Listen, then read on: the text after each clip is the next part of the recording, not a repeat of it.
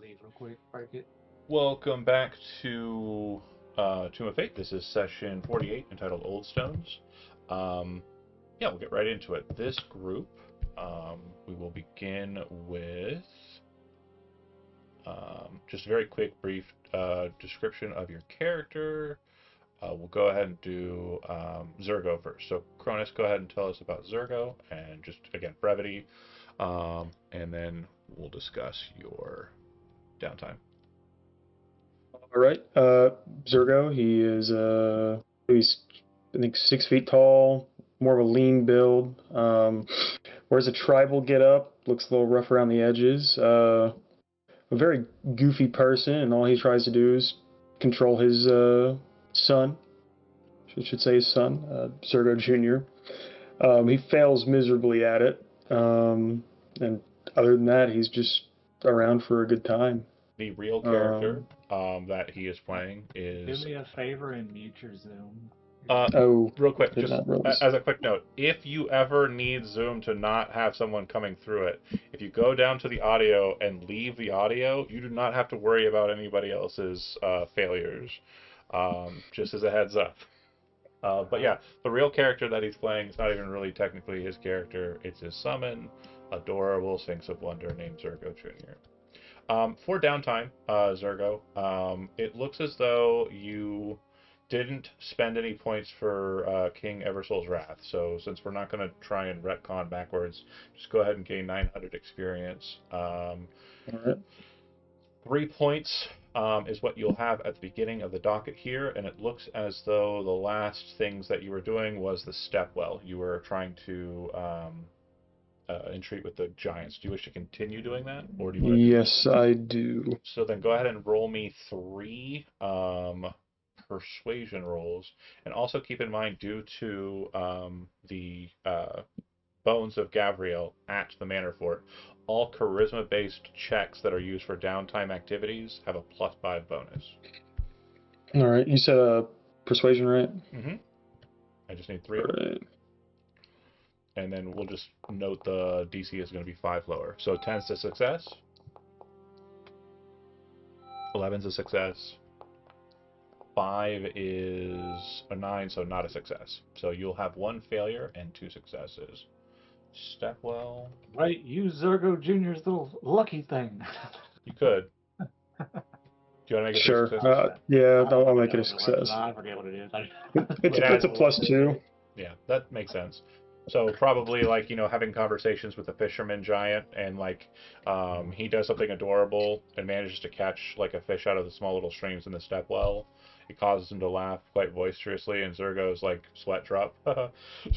Like, oh man, almost messed that one up. Okay, I'll go ahead and do additions to the stepwell. While I'm doing that, Tyler, go ahead and describe your character for us, please. Vice is a very short, skinny dragonborn. He's like 5'4", 5'6", like somewhere in that range. I forget what I wrote down. He speaks very politely. He's often calling people master, lady, lord, all that. He's just been hanging out with the Kobold Queen lately. That's all he's been doing. And if I recall correctly in our previous discussion, you are putting 3 more points into tattoos, which will put you at 7 of 16 towards the advanced tattoos for Eustrail. So the ink is kind of like, you're starting to see like the line art kind of get in there. And yeah, we haven't really decided what the next tattoo you'll be getting unless you already have it in your head. But whatever that will be, it'll basically be like the outline of that. I don't know, because I'm thinking I don't think there's a very good option for that tier. I might just replace the spell tattoo I got with a better spell tattoo. Fair. All right. Cool. Vice done. Then let's go ahead and do Cloran. Spockley, go ahead and tell us about Cloran. Yeah, Cloran is a gnome. She is,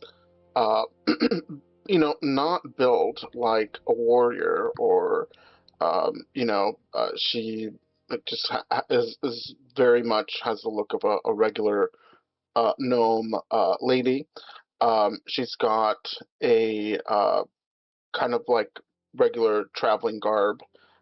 Recently, she's come into the she's gotten like a new spell book that's like kind of reinforced, and yeah, she you have seen her around. I think at this point we've probably all seen each other around the Manor Fort.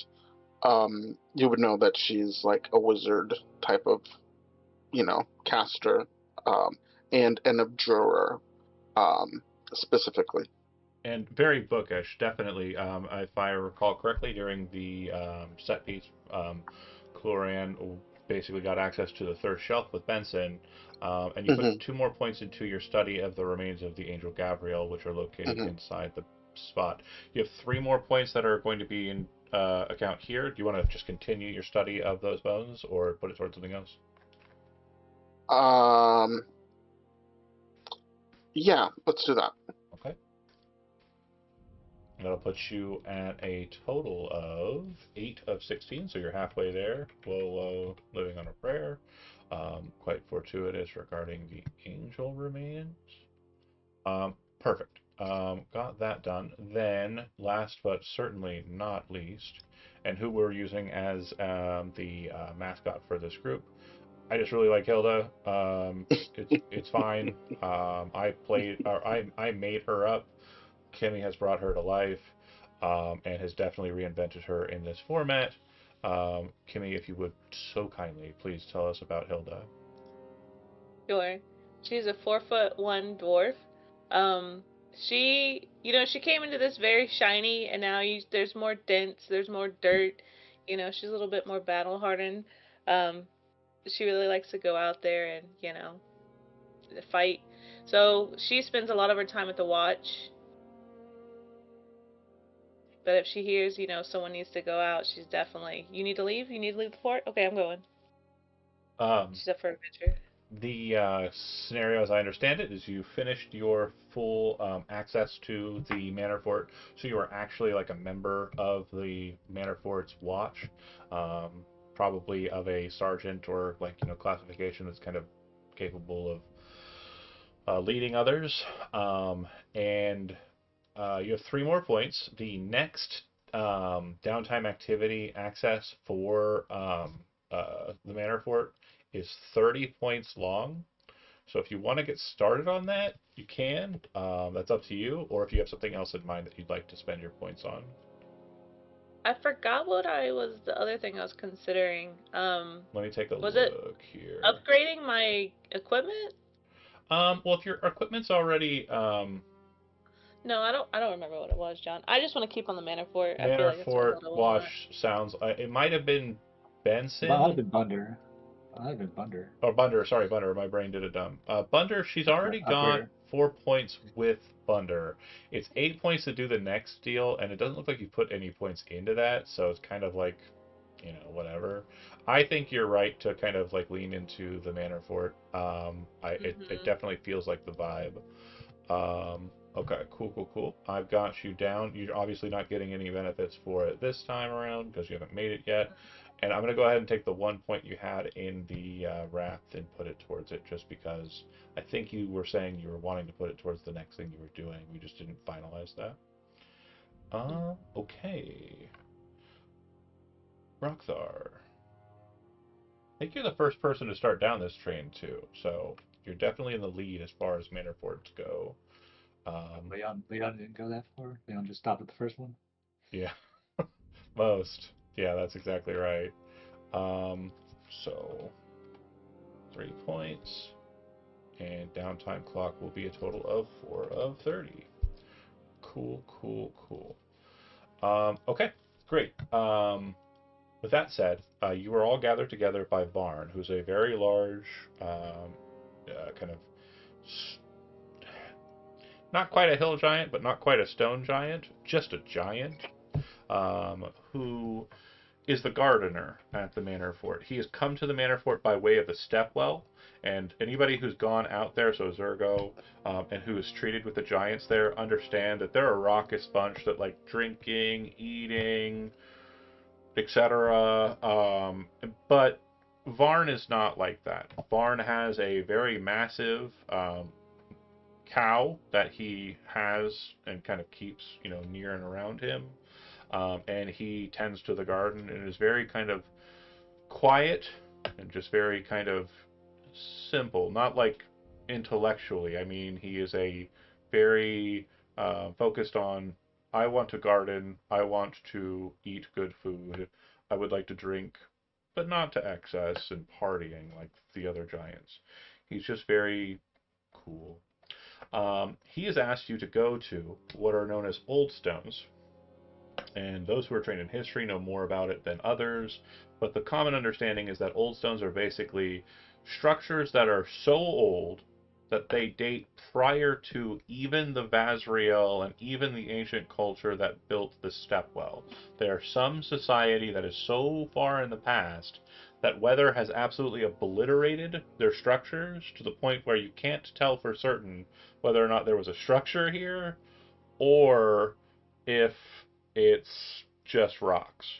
Um, it looks like it was intentionally built, but was it? Is the often common consensus. And what's known about these old stones is they're usually sites of where conflict has happened. And so it's the understanding of Varn that a type of flower known as cyst blooms, which bloom in battlefields filled with the dead, or in locations where death is very prominent. Um, these flowers kind of have like a meat-like petal and kind of a stench of like gaminess, but they are apparently used to make a wine by Golridir, the master of the drafts at the Manor Fort. And Varn would like to help Golridir make those, so he wants to plant some cyst blooms at the Manor Fort. With that said, you have one space of movement. You can either go directly left or down left, and then move into the Oldstone region, which is here. So I just need you to decide if you're going across the road directly and then down, or if you're going to the end of the road and then across.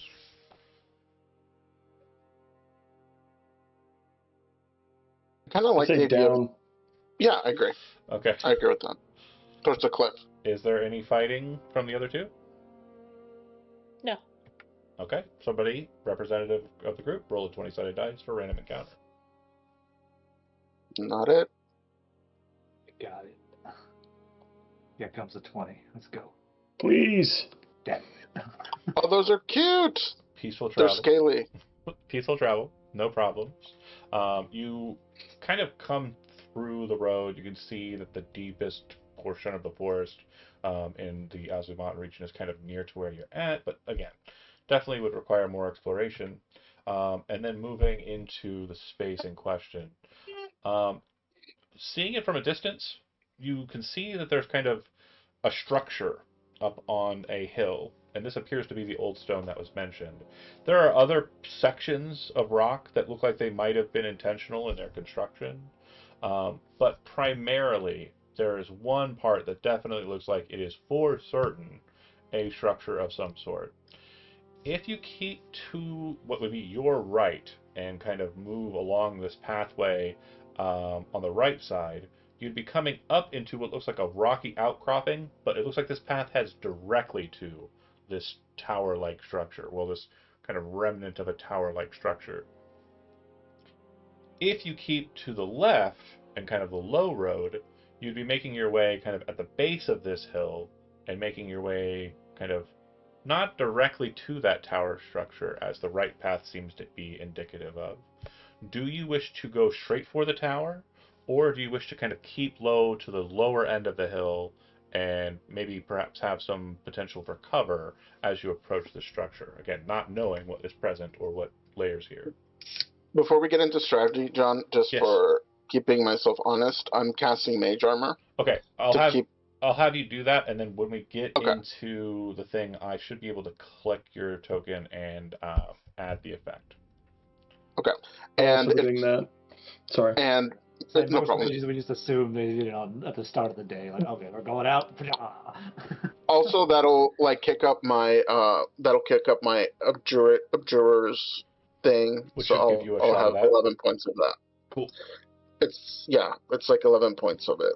Perfect. And then Oh, and I would like to hand my familiar, which is a little frog, over to Hilda. Hilda and say, "Keep this in your armor." Yeah, it's like a perfect like little frog. It's like tree frog. somewhere between like a toad and a frog. I'm assuming he's got like a little bit of a roundness, or they've got yeah, and then Yeah. it just kind of into the whole time it's doing that. Zergo Jr. is just like Please do not eat my familiar.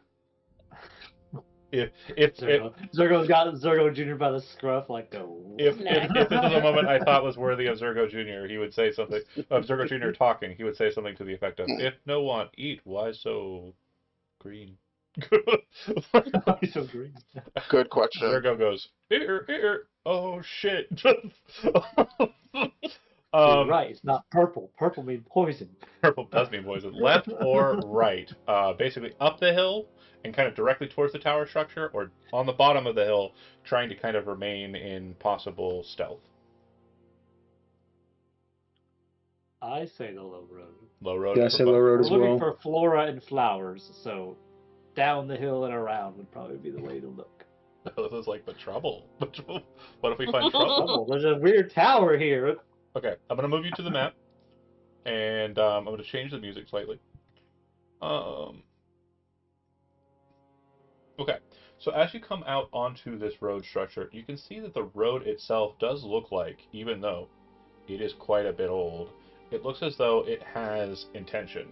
It looks as though there has been kind of stone cleft inside of what is kind of just a dirt road, and it looks like it's easier to traverse on than the path you kind of led up to it. Directly in front of you, perfect, and select apply. It's already on there. I mean, I have to apply it. Oh, I see. Now you got the little bubble. Directly in front of you, kind of rounding the hill, you can see a large pair of stones that look like they have smaller stones kind of around them. Directly to your left, you'd see a hillish structure that has a path that goes up it.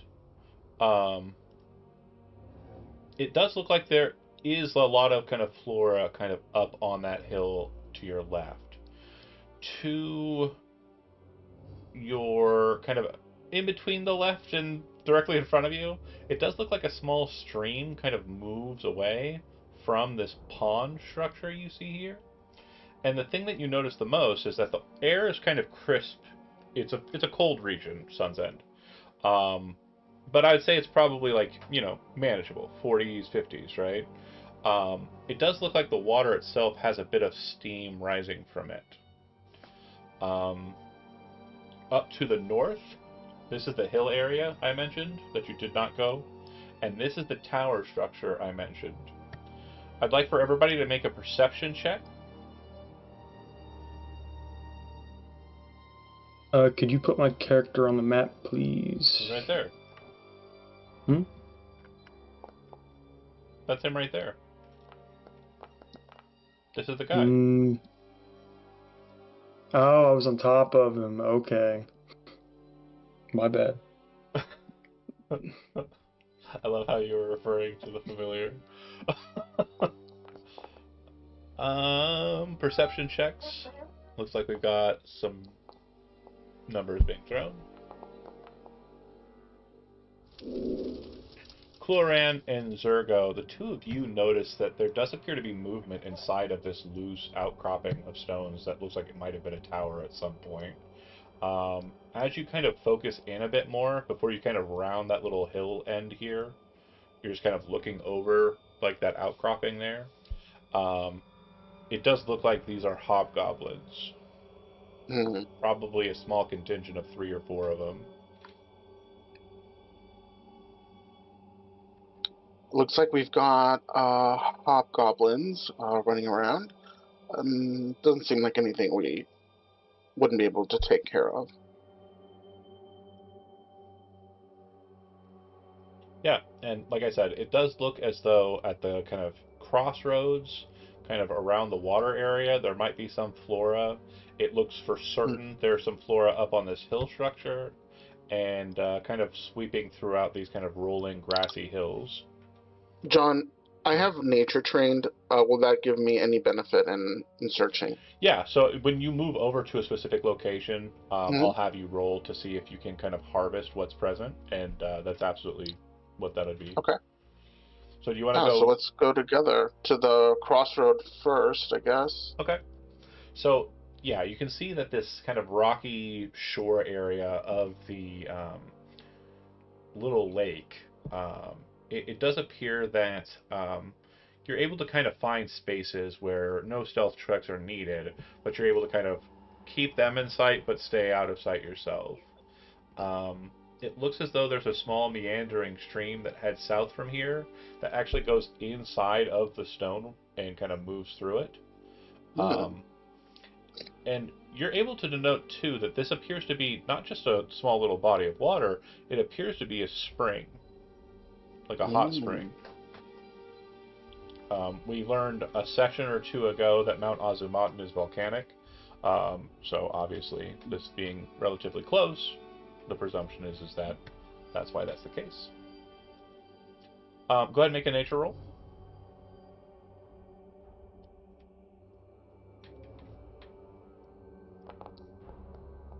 Yeah. Uh, So I'll just reveal this to you, and you have all of it.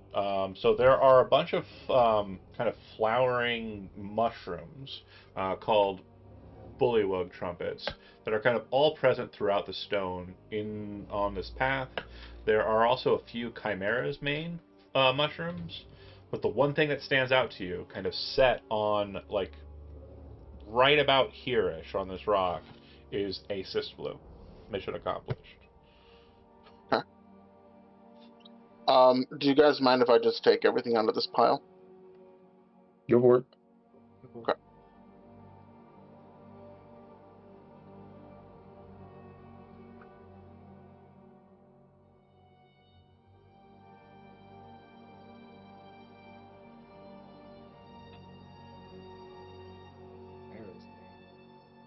Is it letting you take the rest?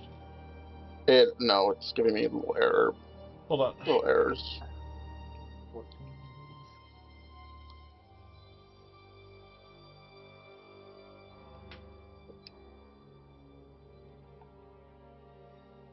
No, it did. Okay.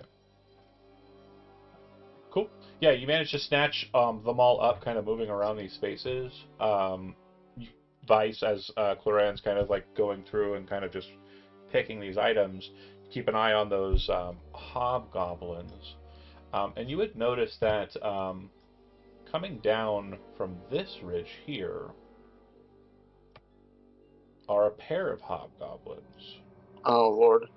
They don't seem to notice you, Vice, as far as you can tell, but you feel like if, like, as Cloran's kind of like finishing the gathering, you feel like that if you stay kind of near this pond, they might see you.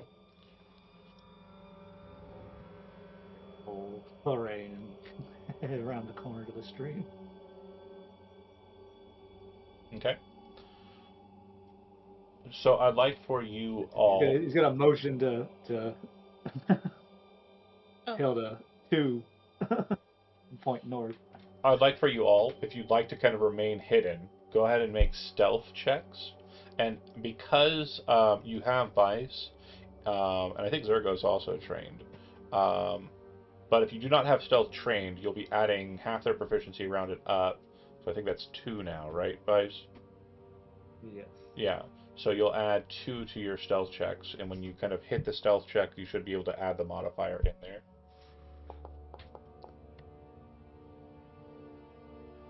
That.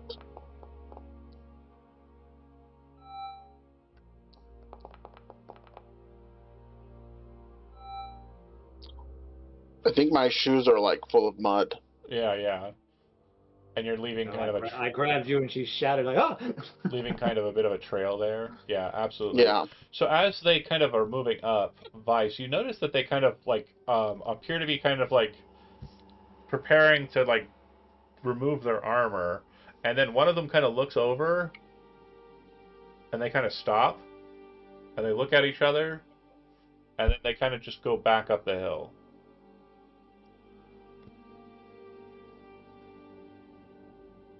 I think we need to take care of them. Alright. Better sooner than later. Yeah, based on what they were doing as they were approaching, it looks like they might have been going down there for a dip. Aww. But they then seem to be kind of like going back up the hill, possibly returning to the path that you didn't take, and making their way to the tower. Okay, so we want to head north then, kind of around where where this is going. Yeah, if you want to maintain position with him, you kind of move and maneuver around that way. I would like for everyone to make a perception check as you're doing this kind of stream jumping.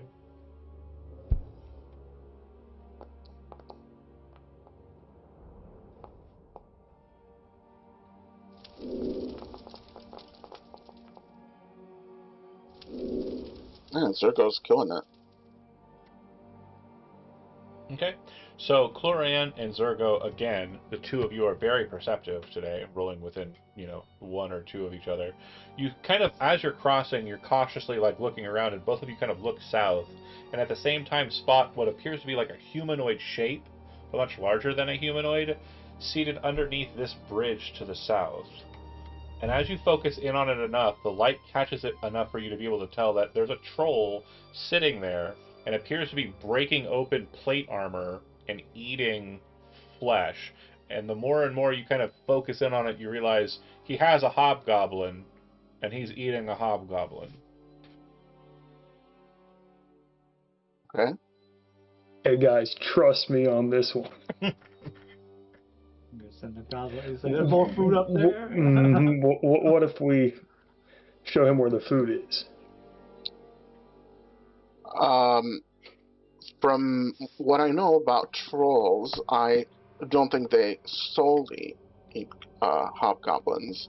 I think any of the five of us would be a good snack for him. Zergo Jr. just glares at you. I'm sorry, Zergo Jr. No snack. I don't. Okay, I don't make the listen, rules of what trolls eat. I'm green. He's green. You get what I'm saying here? It ain't easy being green. Yeah, I get you. Okay. Hermit, that's sludge. So. As you pause and you are kind of focused over there, Zergo, tell your plan. Like, if you have a plan, explain it. Okay. So I'm gonna walk up, talk to him, tell him that there's hobgoblins up the hill. What do you guys say? And if it goes south, I'll play my magic flute. What does your magic flute do? I think I'm pretty good at it, but the last people I played it for, half of them ran away crying. Out of character, Magic. above table, it's a Pipes of Haunting. As he kind of shows you Oh. them, you can see that they're filled with kind of this spooky magic. Okay. Ooh. Your plan can't be that bad. Okay. Chlora, Have you talked to a troll before? Trolls are giant kind. Same language as trolls. Cool. Trolls are giant kind. I speak giant. Okay. Two trolls like money. We could hire money. Hire him and say, No. we'll pay you, and there's food up there. Cloran is really cheap and is not willing to spend money on this. I don't think trolls have a need for money. Isn't that like shiny stuff? You know? Yeah, shiny stuff's cool. I mean, if we want to bring the troll to become an ally with us, and we can help him eat more of these hobgoblins, I'm not against that.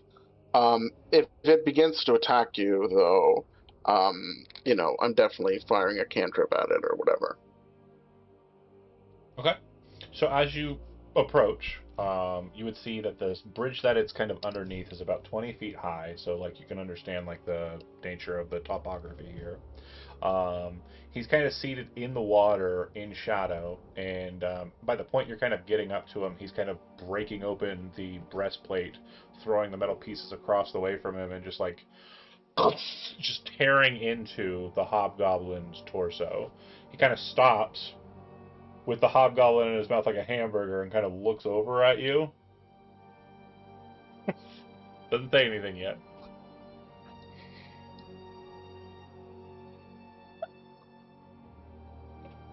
Floor's yours, Zorgo. I just have to process that how this looks for a second. Yeah. Dang, I don't. You kind of have to stop now. We're all up at the top of the hill going. It's gonna You're be like- great. It's you're gonna like- be great. You know, the ignorance that was fueling this decision, now I understand what everybody was so afraid about. I get it. And unfortunately, the precipice has been crossed, and here we are. So what do you say to it as it's staring at you? Its eyes are... Okay, well, Go ahead. I'm gonna speak in giant. We'll say that. So hopefully he can understand me. Hey, you look quite famished. You know, if I were you, there's some tasty things up there. And I point up towards the tower. Pulls the flesh of the thing, and then kind of reaches into his mouth, kind of whittling out the ribs, and kind of flicking those out into the space. You can see one kind of hit the roof of the underbridge, and another one just kind of fly across and shatter. And he kind of looks over at you.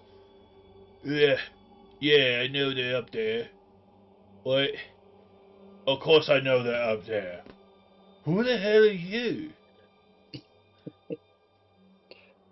I'm just a fellow green guy, you know?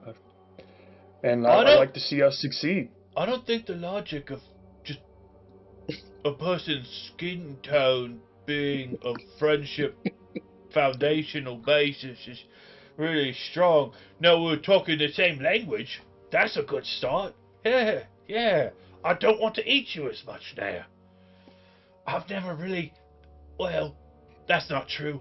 I've ate a shit ton of goblins. Shit fuck ton of them. Yeah, they're green too.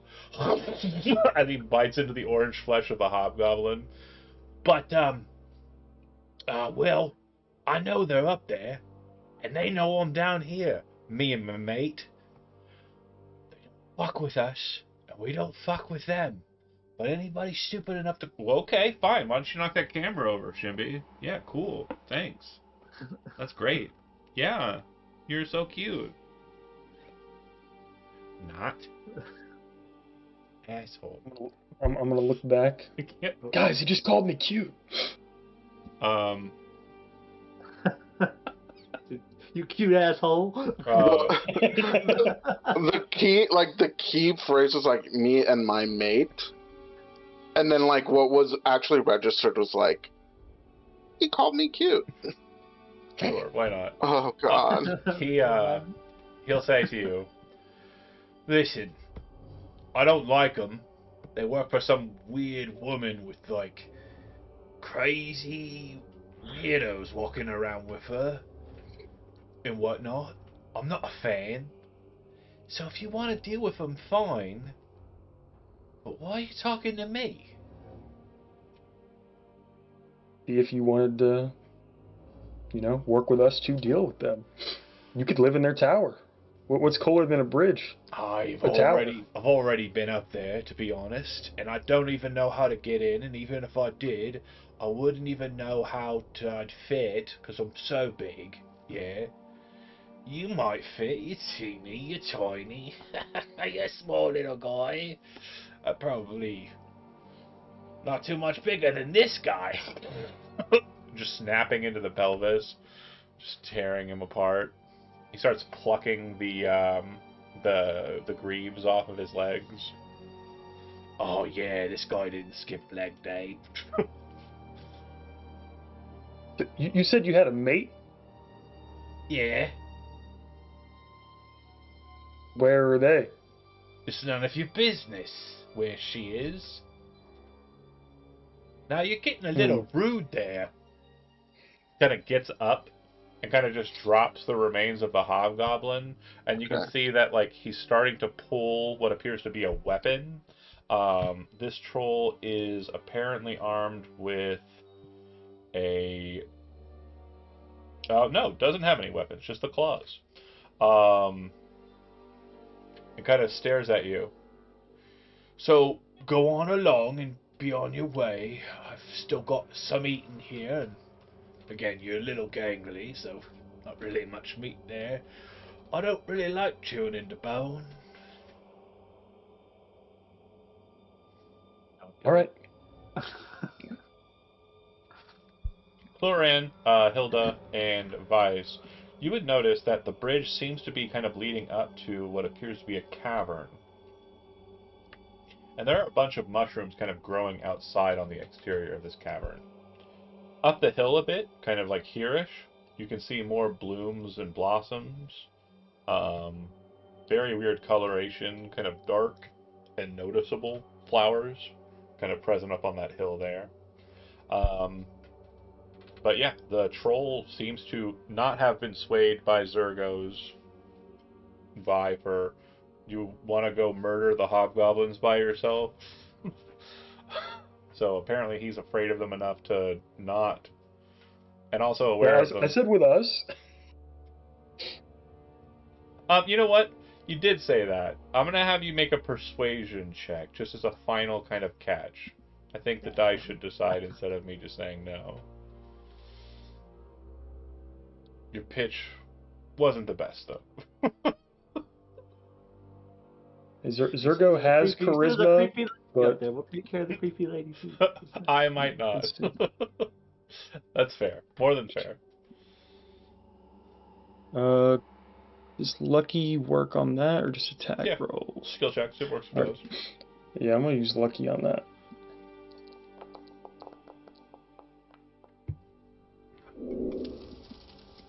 Mm, 21. As he kind of like scares you up, you're like, okay, shoot yourself. But you kind of like turn away, and he goes, you know what? I like the look of your cat. I trust that cat. I'll help you take out those hobgoblins up on the hill.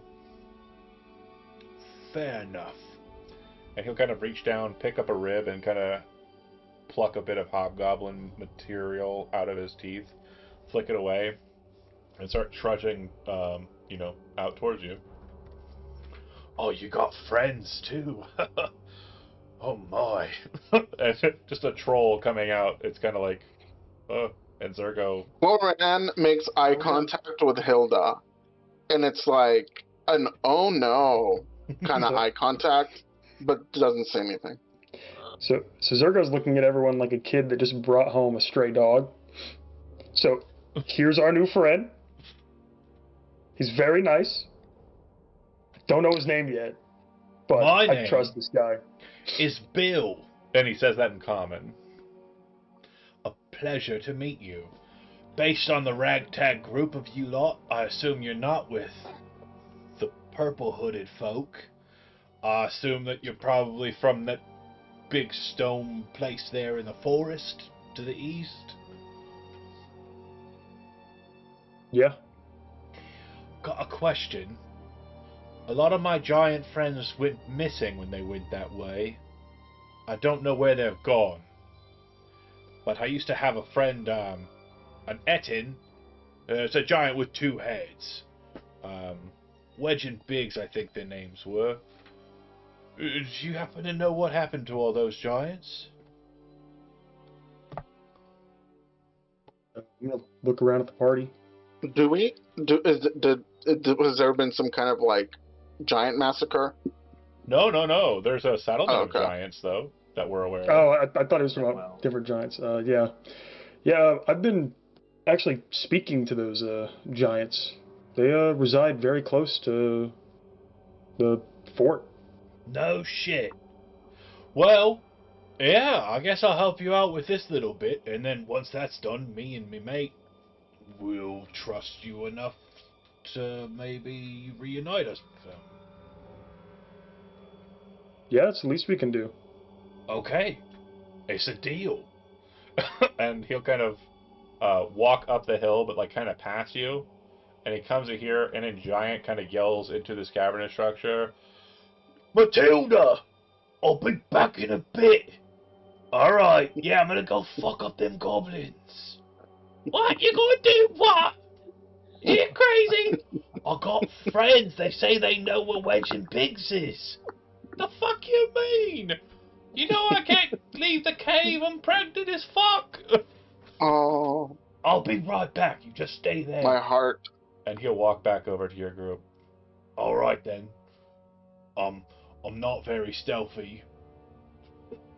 He's just standing there. Vice, when he says that, it kind of makes you go, yeah, and he's been walking around on this hill without issue. You kind of look up at the hill, and you can see that the goblins who were over here, like over on this side, have Mhm. definitely made their way to the tower, and it looks like they have fortified themselves inside of the skeleton of it. Great. Okay. So all of the hobgoblins are up there now. Just gonna sigh. Very well. Okay. And he'll kind of start making his way that way. I'll say once we get to right about here-ish, we'll start an encounter. But before we get there, Cloran, if you want to make a nature check real quick. Yes, that's literally all I want to do. And so, yeah, he'll kind of end, like, this will be where he is Ooh. going to be starting. 25. Cloran, you kind of, like, stop and kind of just do your own thing for a bit while the others kind of go on. And so, like, at the beginning of this fight, go ahead and open up that pile and stand. Can they hold the fuck on? Huh? Anyway, I'm sorry. Go ahead. Oh, you'll be, like, right here by this pile, here. Okay. And when you kind of, like, see them starting to kind of move for engagement, you'll be kind of picking all of the flowers that are present there, which would be, there's Bixa root, which is, like, its own separate thing. It's not a flowering thing. Black oleanders and corpse roses. Corpse roses are like cyst blooms. They kind of have the same growth effect, but they are not as pungent or meaty. They are just more flower-like. Okay, and then at the start of combat, Vice, you're with the troll. Tilda, are you up with the troll as well? I'm always gonna be watching out for Cluran. Okay. So I'll be back so not as close as I should be. All right. I am going to just kind of, for dramatic effect, just separate that so we can see it. And as you kind of are approaching with the troll, you can see that they are prepared, and the hobgoblins have drawn longbows. I am going to. Can I do something at the start, Oh, as we approach? Go ahead. The second we get within 120 feet, I'm gonna cast fog cloud on top of them. Ooh. I was gonna do something similar. Make a stealth check real quick.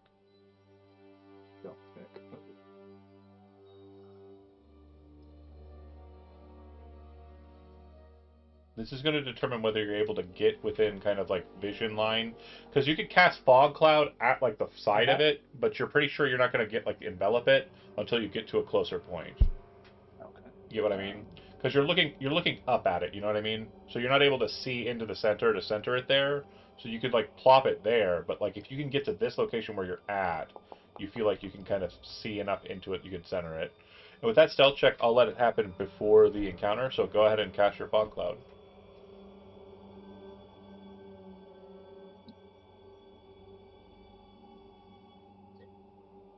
Place measure template. Perfect. Alright, so at the beginning of combat, they'll be shooting out with disadvantage. I think. Heavily obscured. Double checking my notes here. Creature is blinded. Never mind, they can't do shit. Okay. They gotta come out of that cloud. They don't do anything. Come out of that fortification. They're gonna have to. Okay, so initiative is on the menu. And I will roll initiative for Bill.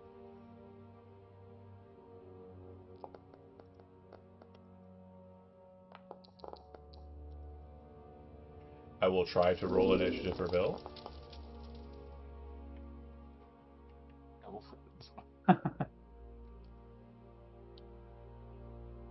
Oh, Sorry. Are you saying that Bill's having second thoughts? Is that what's happening? No, I am having difficulty rolling dice.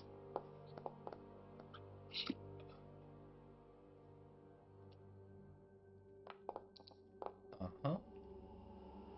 Uh-huh. Uh-huh. Yeah. And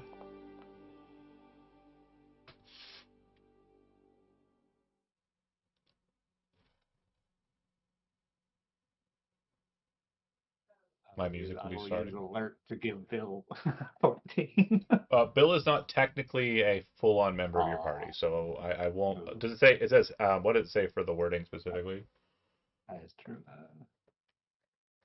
It says homeboy Bill. It says homeboy Bill right there. Specifically, and Bill. What does it say specifically? Features. Alert. This is not the one I wanted. Immediately after you roll initiative, you can swap your initiative with initiative of one willing ally in the same combat. One willing ally, so he wouldn't be willing to like do your tricks. Go first. Yeah. This is not the one I wanted. What's that about it? Maybe it's in my combat music. There it is.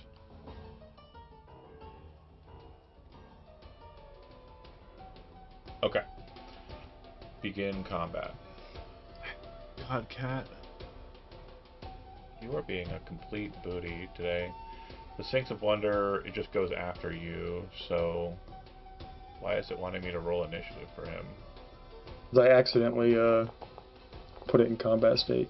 That's fine. I'll just change it, say, to 21. Alright. So, yeah, go ahead and take your turn. Alrighty.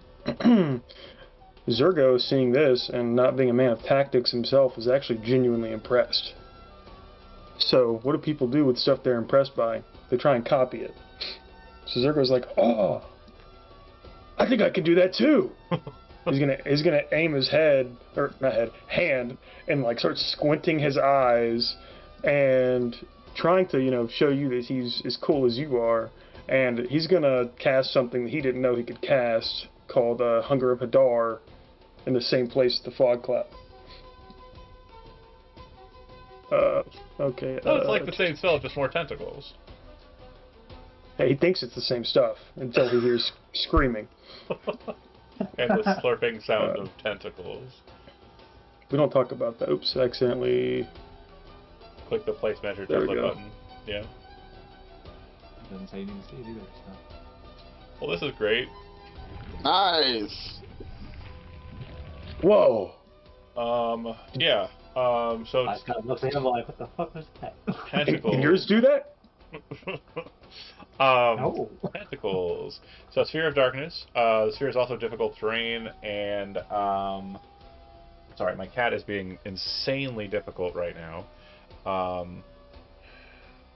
don't you do the printer anymore? It's over there. You could do it. He's so tired. Any creature that ends its turn there must make the check. Cool. Now, when you clicked Or stop. when you clicked To start. when you clicked hunger, did it give you two options? It gave me 3 options, but I clicked the template one first. Cool. The other options, was one of them damage? I will check. Start of turn damage. Start And there's of turn damage. yeah, and there's end of turn damage because one's cold, the other one's Yeah, that's acid, right. I think. Any creature that starts its turn there. Got it. Okay, so then you're ending your turn? Yeah, and Zergo Jr. Is gonna go and like see if Bill is chill like that, and we'll let him get on his back. Yeah, Bill does not mind Zergo Jr.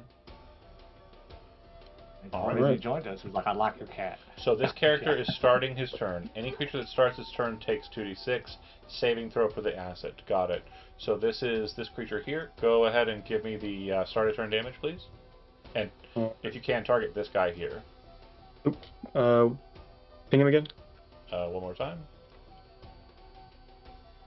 That one. Yeah. Alrighty. Kind of hard to see. They're having the same problem. Fog rolls in, and tentacle. You start hearing tentacle noises like, oh god, it's dark. I can't see shit. Okay, he takes his damage. He is going to take the dash action. I am going to say that he is cognizant enough to understand what's happening as it's kind of coming through. I don't think the others will have the same kind of bit, so it's going to be difficult terrain, which means it's going to take him his full movement dashing to get to there. And he's going to book it out to the steps, kind of coughing and sputtering as he runs out of the field. This hobgoblin is not as cognizant of what's happening and is wielding a bow. He is going to... I'm going to roll a d8 for random, because he does not know what he's looking at.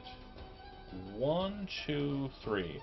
He is going to move to here and bump into his ally.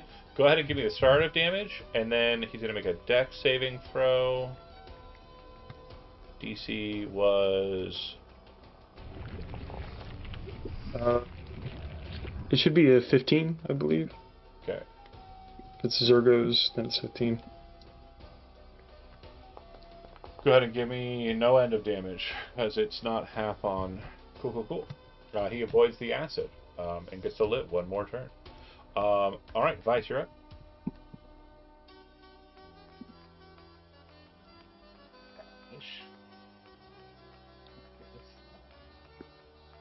God damn. Seeing this in effect is making me regret we're not bringing any spellcasters on our game Wednesday. We have to walk up the tower and fight everything. Oh. We could have just nuked it from orbit. That's how the real ones do it. Yeah, for sure. They fight and die like true heroes. So this is like up a hill, right? Like. Yeah, so this is actually about 40 feet straight up. So if you are not kind of going around the outside and then up, it's a bit of a climb. There's dash there, kind of action, hide here. Okay. And action? That was a dash. Oh, gotcha. Cool. Done with your turn? Yep. It'll go to Hilda. Yeah. I'm gonna dash too.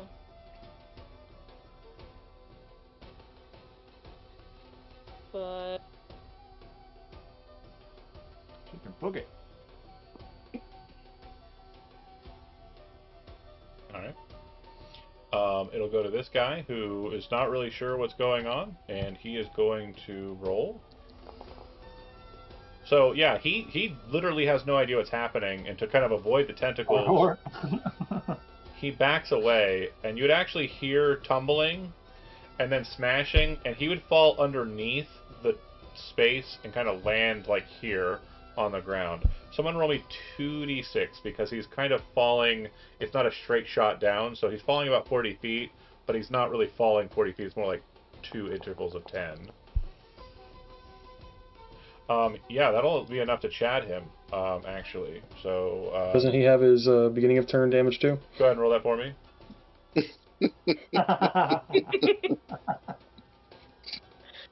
So yeah, I forgot about the slippery tentacle that was shoved right up his rectum, which forced him to fly off the cliff, and so he lands and splatters all over the fucking ground. So sorry. I did forget about the start of turn. He'll end his turn. It'll go to Cloran. It looks like whatever's happening in there is absolutely handled. So Cloran is kind of pulling an Elizabeth, just like picking flowers, right? Yeah. While battle is ongoing. And then I'm gonna look up and go, oh shit.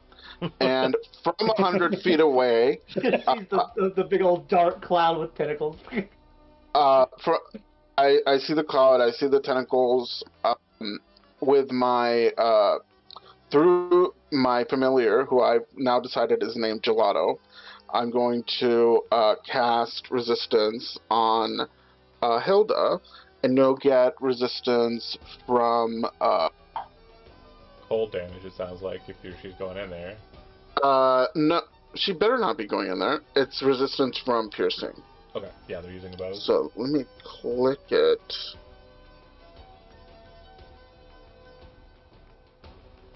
And then Okay. you said this is piercing? Yeah. Applied. And then I'm gonna move. Cool. 30 feet. Oh, why it no let me move? That's a great question. Probably because not selected correct thing on top left. Or you're trying to move through the pile. You can't move through the pile. I'll move the pile. Oh, You go ahead and go. okay. Oh, Shoo. nice. Alright. This turn. hobgoblin has no idea what's going on, is completely confused. We'll try and see if he can figure it out. He's bumped into by somebody, which leads him to kind of jostle away and move into this corner. Give me the 2d6 for this one here, Cronus, if you want to target it. Go ahead and give me the start of turn damage. He's going to get out of the auras, though.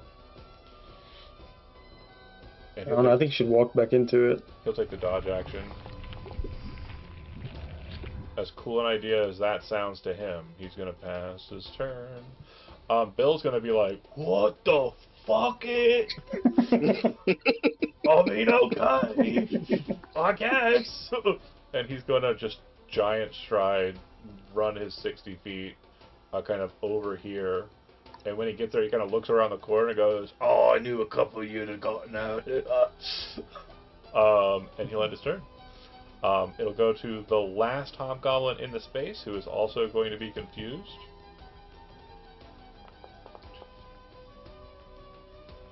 He is going to like jump out of the spot and kind of land here. When he gets there, you see him kind of like draw his bow back, and he's going to fire it down at Hilda. Give me the start of turn damage. Actually, you could actually kill him with one. So.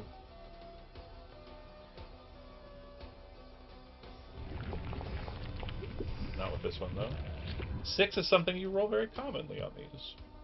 It's like it's the demon mark. Ooh. So targeting Hilda, I'm going to go ahead and take a shot with the longbow.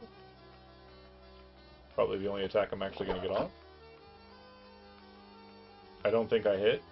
Yeah, Hilda is kind of just trudging through, aura protection magic from the Abjurer, and then just block as she's making her way down the road. Okay, ending the turn there. It'll go to Zergo and Zergo Jr. Alright, Zergo Jr. was on his back. Yeah. Zergo's gonna look up and be like, holy shit! I didn't know that the Dragonborn guy could do that. And he's gonna walk up. I work in mysterious ways. Clorian, you kind of realize like the timing. You're very clear on who cast what. There's no chicanery there, but you don't think he knows. Like, right. No, what? Yeah. It doesn't Clorian seem like he's not gonna lying. stand there and fall. He's just dumb.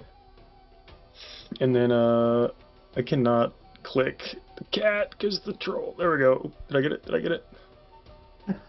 There you go. Okay. The cat is going to do what he does best and go straight into melee. Yeah, just leaps off. Yep, and let's see what he can do. Come on, Zergo Jr., do me proud.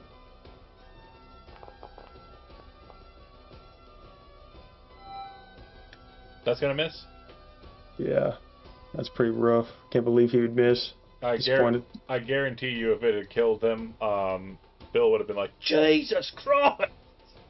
Because every time that cat kills somebody, it's the most gruesome way possible. And I have to turn everybody British. This guy here is going to kind of stride over to this position here. He's going to brandish a greatsword and then jump out towards Zergo Jr. I believe he's going to make 2 attacks. Alrighty.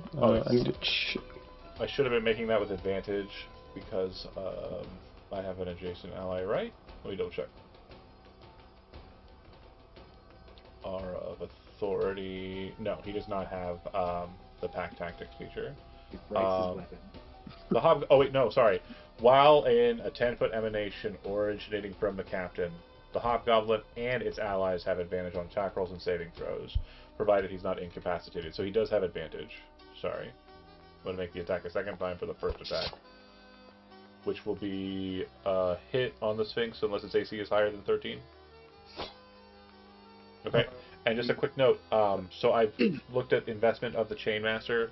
If you look at the resistance, when it takes the damage, you are going to use your reaction to grant it resistance against that damage specifically. So go ahead and click slashing damage. All right. That's what I did last time, I'm pretty sure. Yeah. I just want to make sure that we know that it's going to be halved. So I'll go ahead and click the damage for the greatsword, and I will have Where do I find the... I can't see the slashing option. Don't worry about it. I got it. So it's going to hit, and it's only going to do half damage against the Sphinx. And then it'll make his second attack, again with advantage. That'll hit. Damage. And the resistance is for that attack specifically, so this attack will do its normal damage. It's fine, I can't roll for shit anyway. And that will be it for the captain. It'll go to the guy who bumped into it. Because he heard the footfall of the other guy, he knows where to go, if he's allowed to live. Go ahead and make your start of turn roll against this guy.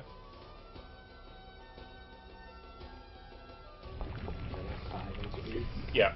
You just hear a terrifying, like, shriek of, like, agony, as the assumption is that, like, you know, he's being completely mangled. But then you hear the scream get suddenly muffled, and it sounds like someone's, like, screaming through, like, some sort of, like, something went into his mouth and stopped him from screaming.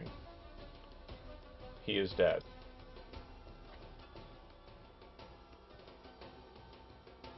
Alright, Vice. Is it like 40 feet, you said? Huh? Like this, up these rocks is like 40 feet, you said? I would say that where you're at, it's like 20, 30 feet.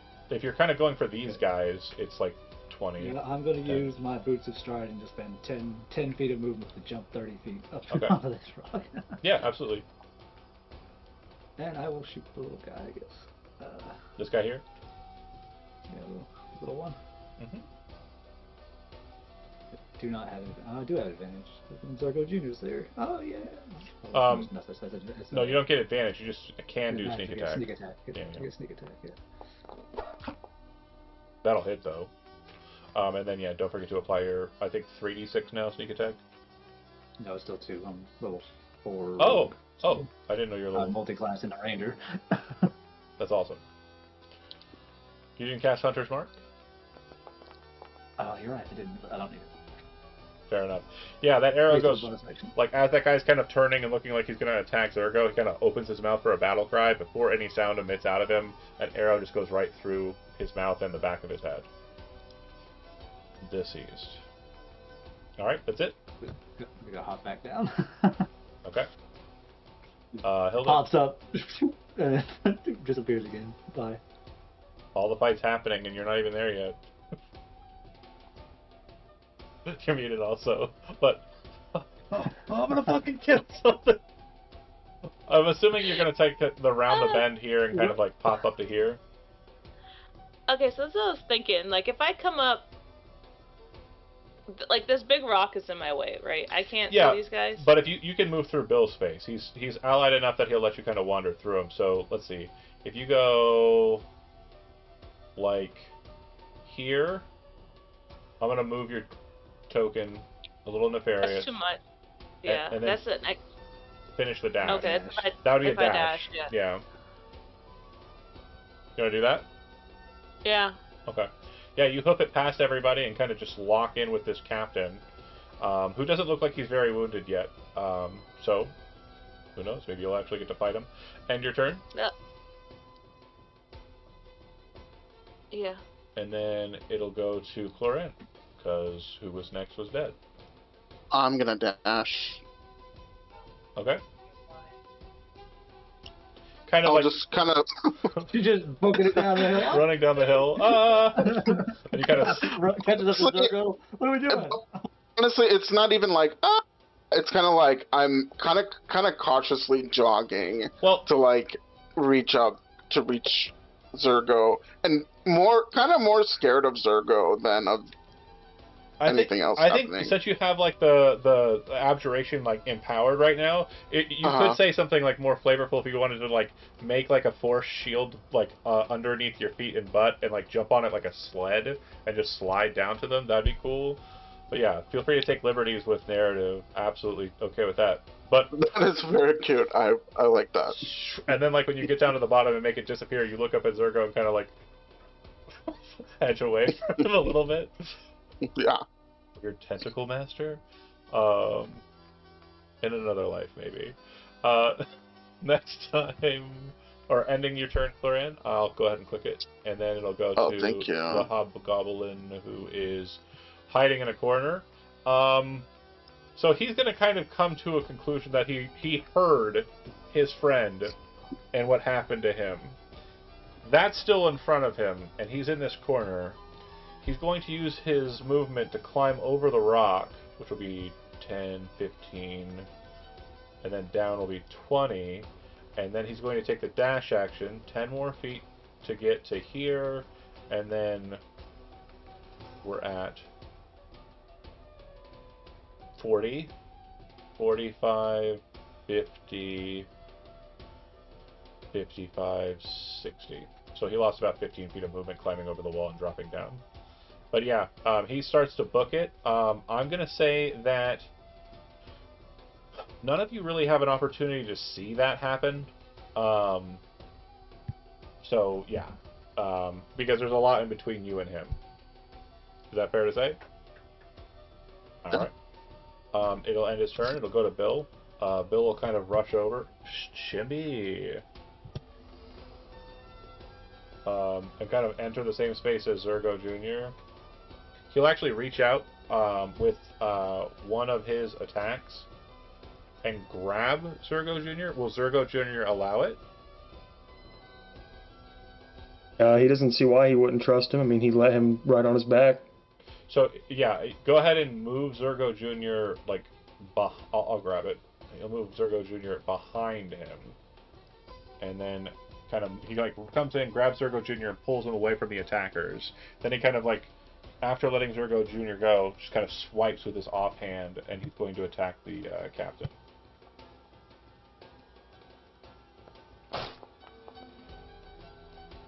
An absolutely just battering, a ringing shot against the captain. And apply. Still not bloodied. You are up, Zergo. Well, Zergo's now pissed that his cat got attacked, or his son, my bad, used the C slur on him, got attacked, and, but he's also happy that, you know, his new best friend saved him. So he's going to run up, here. I assume I still can't see this guy based on everything in my way. No, you can see. It's fine. I can see that guy? Yeah. Okay, Zergo wiping a tear from his eye. Don't touch my son! Eldritch Blast. That'll hit. Hang on, I'm gonna roll both. He will get, if both hit, he does get blasted 20 feet. If not, it's just 10. Just 10. Only one hit, yeah. It's 10 feet. I'm going to say because of the rock, he's only going to go 5. Okay.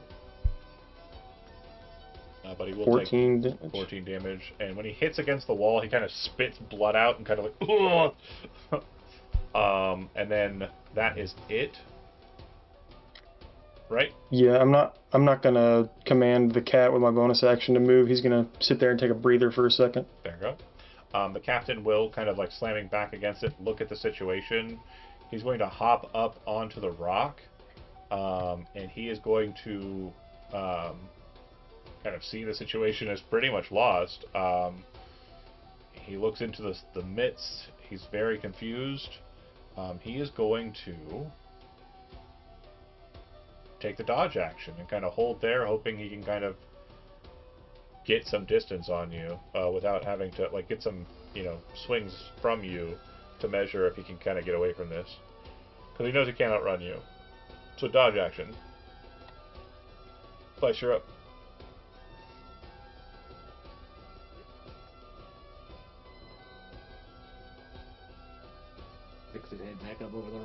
like, oh.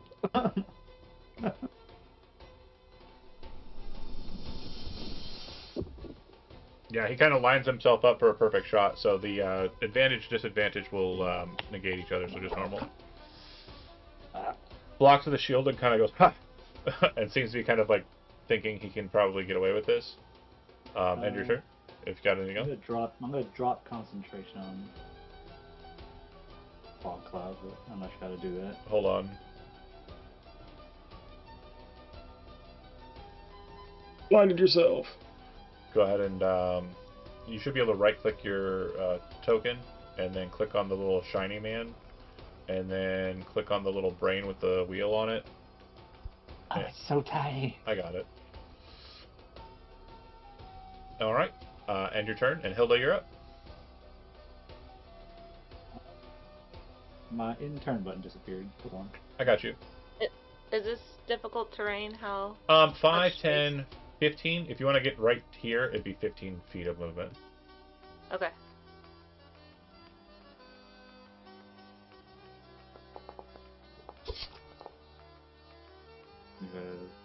Yeah, that is. He's still in the dodge action, so you have a little disadvantage, right? Yeah. Oh yeah. I'm just rolling. I forgot. It's a hit. So did I stutter? Damn. We'll just take the crit. Wait, we'll no. Just take the crit. Hold on. Oh, no, it's not. Okay. What? I got excited because I thought they didn't do the math right for your champion. He takes 8. No, And that's your first attack? You got another one or no? no, I don't. Oh, you're I still don't fourth have level. to Okay. Cool, Yeah. cool. Hilda done. Clorana. Alrighty, I'm gonna move up on this rock here. Okay. Oops. And because he's standing up on a high rock, you can see him, but if you do a ranged attack, you'll have cover. +2. I am not attacking anybody, okay? I'm not. It really, That's not right what now, that's not what I do. there's no way I'm attacking anybody right now. The fog disperses. You just see a big old black tentacles now. Yeah, I'm not messing with that. Before. I do see that the familiar has been hurt, so I'll target the familiar, There you go. and then I will cast. I'll reach into like my druidic training from long ago and cast Healing Word. All right.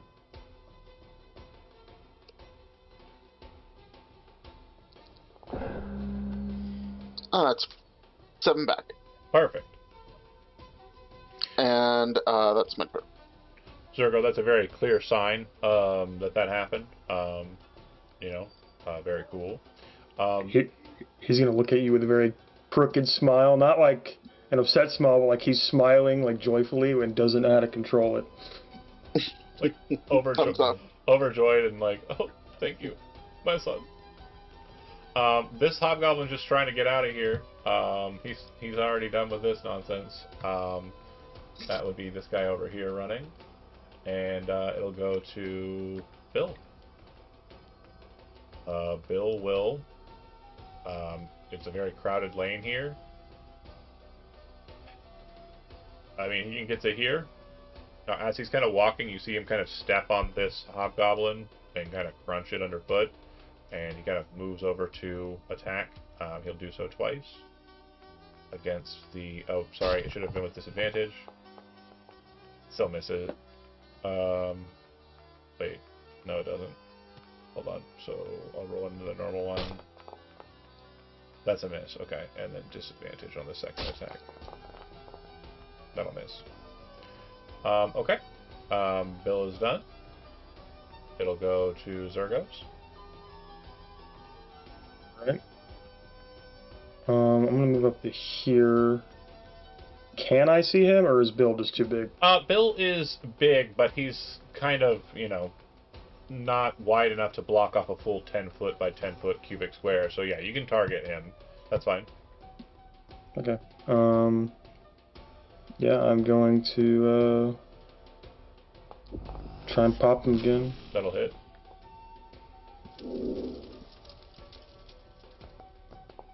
And are you pushing him back? No. Oh, did we get one? We got one. Did you see that? No. Are you shaking your head? I'm disturbed by it. Okay, so that'll hit, and then that'll hit, and that'll actually laser through him and drop him to the ground. I'm assuming that the other hobgoblin is going to have, especially since you're not aware of his retreat, will have kind of freelance to kind of escape. Is that fair to say? Yeah. Okay. I'll end the encounter, and I will One's missing. slow the music. I would say with your perception checks, you didn't have an accurate count of how many were in there, so.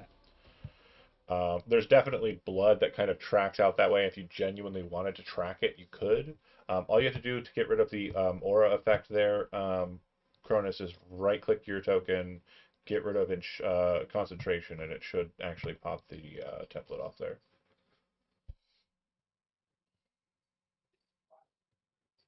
Oops. Let me do that. Got you. It did not get rid of the template. Okay, I got the template. Cool. In the immediate aftermath, Zergo, you kind of stop focusing on the spell and it dissipates. There's just like a sliminess to the towerscape now at this point, which is very bleh. And then you would note that there are a few dead hobgoblins present and kind of accountable. There's the captain who rushed out to fight you and was blasted back and destroyed. The one that stepped or underneath Bill. The one that was in the tower, pale skin, just completely just dead. But yeah, looking at the tower itself, there are growths in the actual tower rocks and bricks. Florian, if you'd like to make a nature roll. Let me make a nature roll.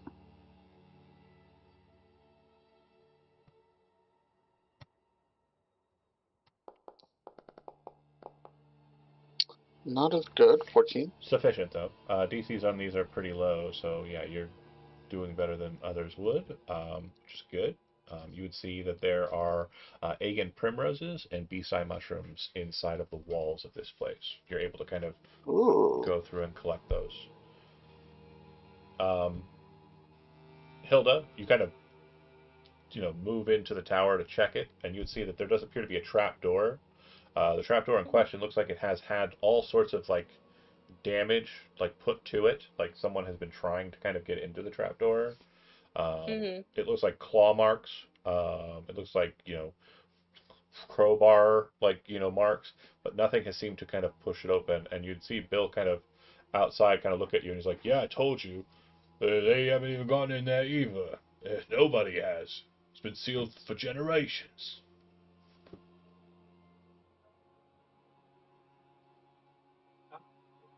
All right.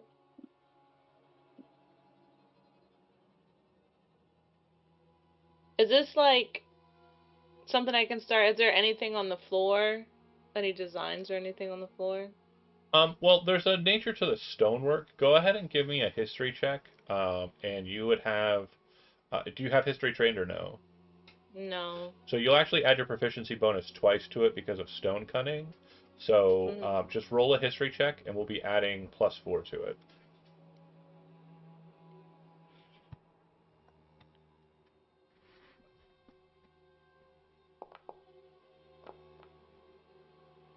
So, 6.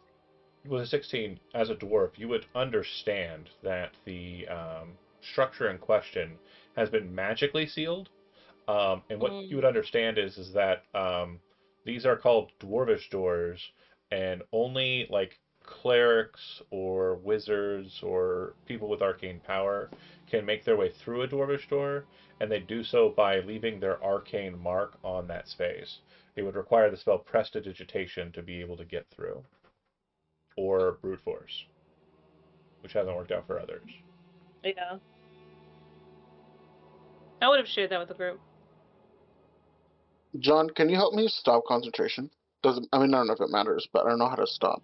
I got you. Okay. And Does Cloran, like as you're kind of picking the flowers from the wall and Hmm. you hear what Hilda says, do you have prestidigitation as a spell? I don't. I actually don't think I do. Let me double check here.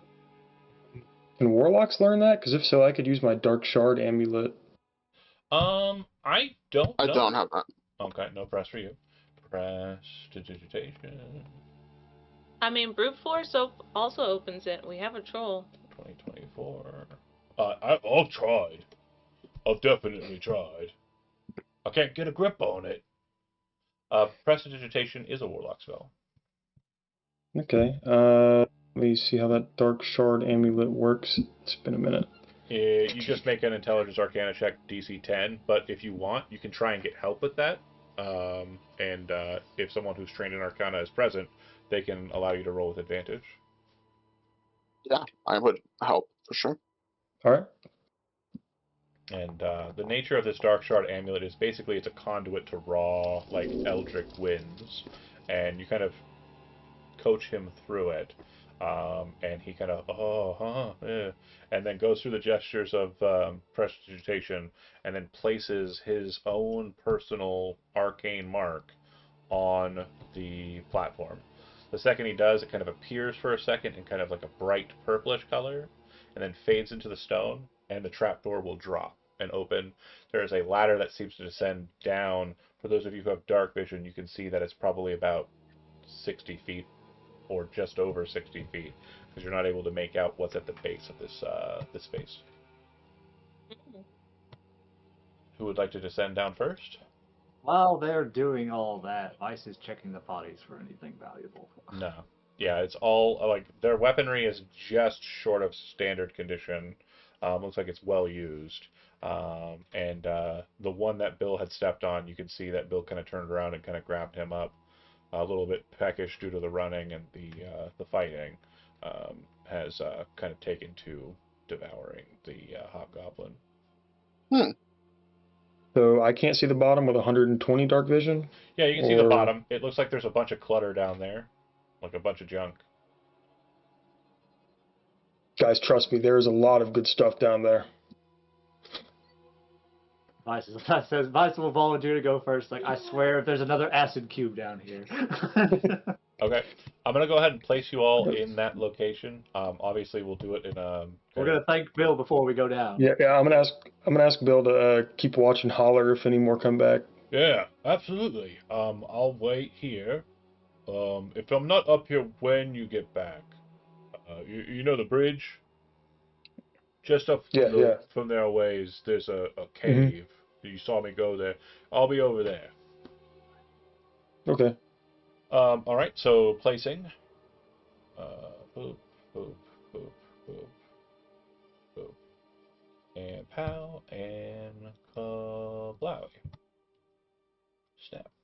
So you're not all there. Vice, you said you were going first. Inside this space, you'd see a cluttered mess of junk. It looks like a combination of a hoarder's room and like people who just. I mean, it just looks messy. One man's junk is another man's treasure. It is filthy though, and it definitely has a scent of like being really lived in, extremely lived in. In fact, you're pretty sure that next to the bed there is a piss pot, like that is also kind of brimming with other things. He's gonna frown deeply. Just move through the area. Okay, so like looking at the space, you can see that there's like a bunch of like junk over here. Looks like there's tents and tarps. This looks like very recent stuff though. And then you'd also see a chest at the foot of this sodded bed. The bed looks like it is being actively used, but it doesn't look like it is being actively cared for. So if you get my meaning, there's staining. It's very gross. There's food items nearby the bed, like especially on this side table here. And then there is like more food items on this table next to it. And it looks like a lot of these are kind of like remnants. But the thing that definitely is kind of strange for you is it looks like every bit of meat that would probably be present in there appears to have been picked clean, and other things like broths or vegetables or what have you, are still remnant and rotting in them. So someone was living down here for a long time. No, Probably no, locked in. it feels like someone's still living down here. Still here. Okay, yeah. Okay. Yeah, and then Hilda, Vice goes down for a bit. Do you want to descend after? Oh yeah, of course. Hilda, you'd be next down, and then obviously Zergo. She comes down. He's looking at the food. He just looks at her with like disgust, like someone's here. Mm-hmm. He's gonna point down the hallway where you see the curve. Yeah. Okay. Again, does any? Is this chest locked, or can I just kick it open? Like, just what's in here? Do you try it? Yeah.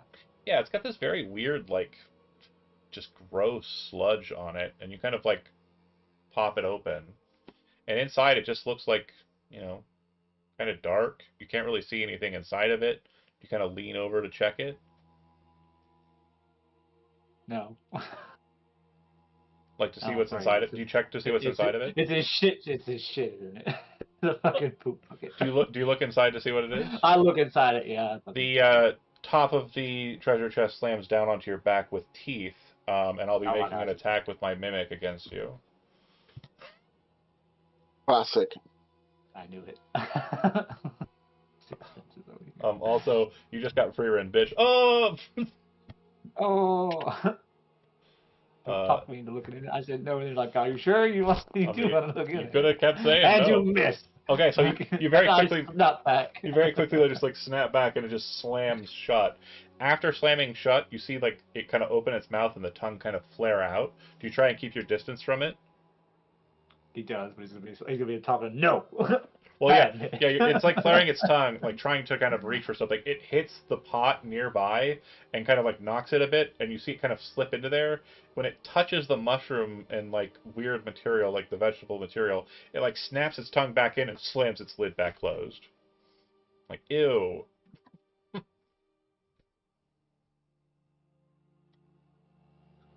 And you kind of look at it, and Hilda kind of turns around looking at it. Zergo just got down, and Claran's like right at the top of the ladder being able to look down at it. And it's like, mimic, tongue, slam shut. Don't touch the chest. It'll attack. We need to kill it, don't we, before we move on? It does not mess with anybody else unless it's tampered with. It looks like tampering with it was the thing that caused it to activate.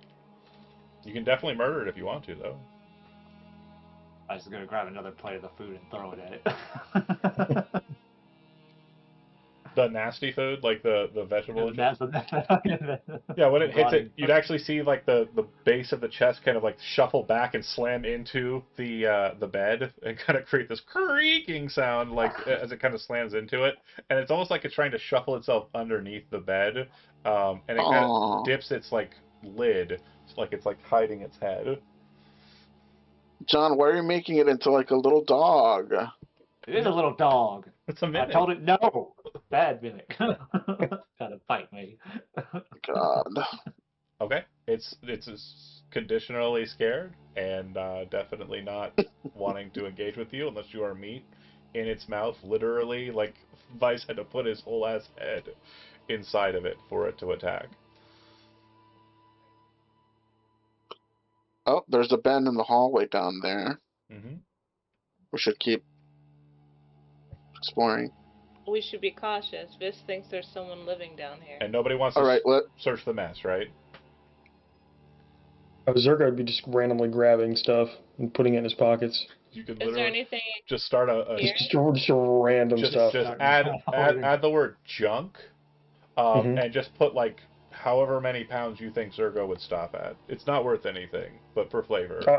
It's fun. I don't know if you saw his thing, but I thought junks into the man's treasure. He's gonna hang it on the wall as decoration. This is my room. I've got cool stuff. The guy liked it so much he kept it in his room. Vice, you see that the path does go up ahead and turn to the left. What were you gonna say, Kimmy? What's this table right here? Is this a table of stuff? So when you look at it, it looks like a dresser. And you would see that on the top of it, it has clothing. Some of it looks like it's laid out, but it looks like it's so threadbare, it's been sitting here for like a long time. And then you'd Mm. see that the drawers are kind of popped open. It looks like they've been stuffed with soiled clothing and kind of like filthy looking robes that have just shoved in there. And the same smell that you kind of got from like the bedside is kind of what you're getting here. Is a very nasty looking drawer. But if you'd like to search it, you can. No, not That's what I negative. figured. Negative. Um, the thing that's very concerning for everybody as they walk past this point and kind of move in is that these barrels on the northern side look like they are kind of like kegs of some sort of ale or something, but it looks like they have been opened and their lids are kind of like loosely present. And there's a very strong like ammonia smell present in this Mm. space. Oh Um, my god. it's very disgusting, to be sure. Should we be moving through here with stealth? You can do what you like. Doing I steps. asked to the We group are moving. We are moving. in I am moving person. slowly and like I watching Okay, my step because this so place is disgusting. if we're moving with stealth, we should probably. No stealth roll needed, not yet. Okay. But Vice, you're moving cautiously. Is that fair to say? Yeah. Okay. Go ahead and give me a perception check. Yeah. Can I Just roll trying higher to than a get- 9 for once? I never rolled good. I've had +4 perception. I can't roll anything higher than a 5. And it continues. Yeah. So yeah, it looks like the hallway narrows and kind of goes on a northern path. Peek around the corner. Okay. Yeah, it looks like it kind of snaps back around to the left again. Oh. He's gonna stop. He's gonna let Ella go first. Ladies first. Oh, you're a cheat. You're a cheater. Don't do that. There's no reason you would do that except for metagame thinking, you silly bitch. Oh, that's dirty. Oh, ooh. Wait, are the walls clean? No, the walls are not clean.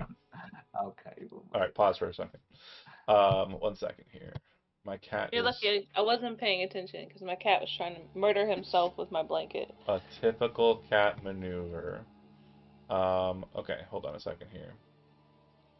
Was it? No, it was that one. Okay, so I need a dexterity saving throw from you. So you're saying Tyler's trying to murder me around the corner? Yeah, he was trying to have you go into the trap first. Success. So you will avoid it in its entirety. When you step onto the floor, it thumps, like drops down a good solid like 3 inches. And when it makes that, you hear this hissing sound directly above you. You very quickly do like a Leon Kennedy backflip just for no reason. But as you do Into so, Hilda, land on her shoulders. as you do so, instead of taking the full 32 points of acid damage from the acid that just starts raining down into that space, I wouldn't take full anyway. you'll take half, and then you'll take half again. So you'll take a total of 8. And yeah, so when you step onto it, this gush of acid spray, like a shower, just descends down into the hallway there. And then after about a minute of it just spraying down, it stops. The floor does not. We're sure it's acid. Oh, 100%. Yeah, it's definitely like that very stereotypical kind of greenish colored acid. And when it's hitting the ground, you can hear it kind of hissing. It doesn't seem to damage the stone, but you can definitely see like it's burning, like it on you. Yeah. But it's draining into some structure in the floor, and when it's all done, the torrent of water or torrent of acid, it doesn't re-click back up. It doesn't reset. Be cautiously now. We gotta start checking for traps. I told you guys showers were evil. And if you make your way around the corner, if you kind of spend some time kind of moving up to the next point, which will be kind of like a dead end wall, which we'll talk about here in a second. But He I'd say turns to Zergo. Where did our stick? Where did our log stick go? once you've all passed through, about a minute or so after that, you would hear a loud audible click as it seems like the floor panel resets itself. And the more you think about it, the more you kind of think that like That's weird, right? Like, it doesn't feel like a trap. It almost feels like it's a shower, like, structure. Very wild. But yeah, if you move around the corner here, I'm not going to kill you or anything. You'd see that it comes to a dead end. Hilda, you can make another history check with +4 to the bonus there, or a perception check with that. That's fine too. And then Foxen, Vice can also make a perception check to see what's going on with this dead end. I have better perception, so I can do perception +4. Perception, if you're trained in perception, it'll just be plus two more. Can I just help? Can I just use Okay. help on it for her? Give her advantage. Yeah, you can give her help then. You two are kind of looking at it together. So go ahead and make your check, Kimmy. +2 to the normal bonus, and then make it with advantage. I did. Sorry, I already did it. It's fine. Roll it again. I will.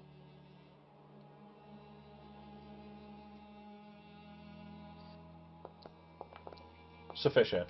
It's a fake wall. You feel like if you push it, it'll just fall over or like move away, and doing so, no problems. Ooh. You're able to shuffle it. When you enter into this next space, you can see that you're inside of a larger chamber, about the same size as the first chamber, but instead of being filled with junk, it's filled with these cages. And the cages in question look like they have been occupied relatively recently, maybe within the year. On the ground in front of you, there's just a foray of clothing that looks like it's just been piled there. And kind of mixed inside of it, you can see bones as well.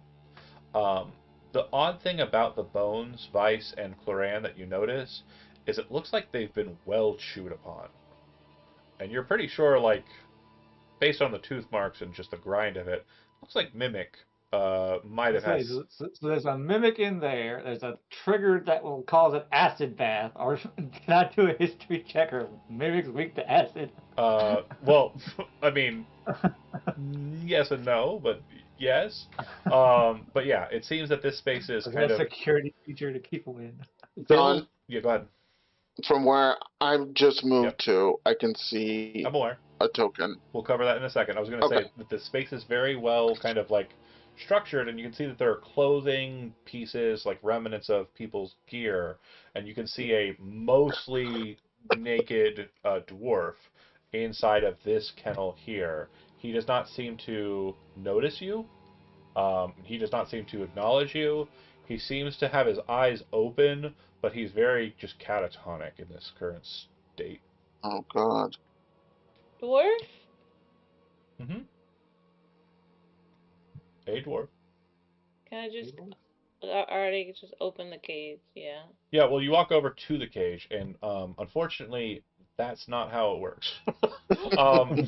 They are not locked. It's not locked. I did not lock them, but they are locked. And it does look like it is a key situation. The key is not anywhere that you've seen, and it's definitely you haven't investigated the other room for it, so you don't know if it's in there or not. But you do not have the key, but you do have a guy who is pretty good at this kind of thing. Small crisis. Zergo Jr. is lost in a wall somewhere. Don't worry about it. I'll bring him back onto the battlefield when he's necessary. You pocket him. He's on your person. So, like, us standing in front, is this guy even, like, is he, like, staring? He's not even registering that we're in front of him. He seems to be kind of just, like, asleep, but with his eyes open. And as you kind of, like, fidget around with the door, he kind of looks up at you, Vice.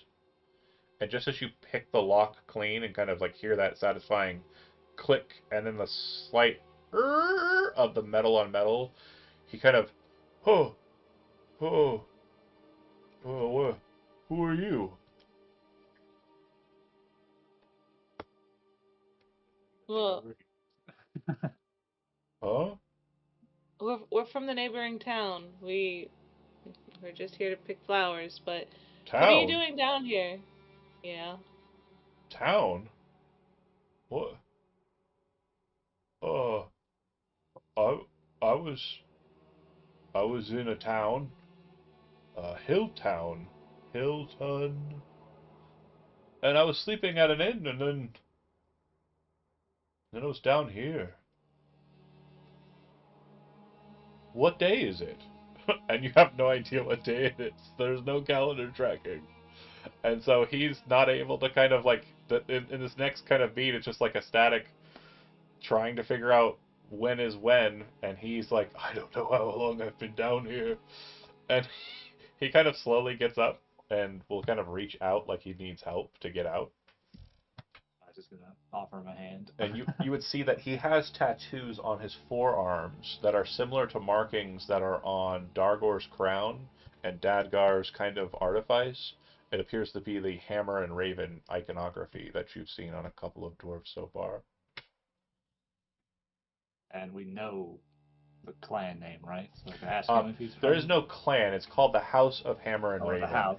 Yeah. The group, yeah. It's basically just a I asked him conglomerate of dwarves, and he would say, "Oh yes, yeah, you know about us. I'm Emmett, Emmett Orcsbane." Oh, And he Emmett, kind we of looks have- up. He looks over at Zergo. It's a family name. We don't have any problems with orcs of late. Wow. Zergo just kind of racist. I mean, Quarterant is giving that look too, honestly. I. It was a different time back then. He could have lied. He could have lied. Calm down, friend. Calm down. All my friends are orcs. Trust me. It's okay. Oh, that was the wrong time to drink a soda. Holy shit. All my friends are orcs. Well, anyway, Vice is gonna tell him we have like 3 members of his house that are at the manor fort. If he wants to come with. Yeah. Yeah. You got a weapon? Or something? Anyone got a spare weapon? I got. Probably, because I got some daggers. I favor an axe. Bet you do. what about a sickle? I mean, I guess beggars can't be choosers. Yeah, I'll hand him a sickle. He immediately attacks Zergo. I'm kidding.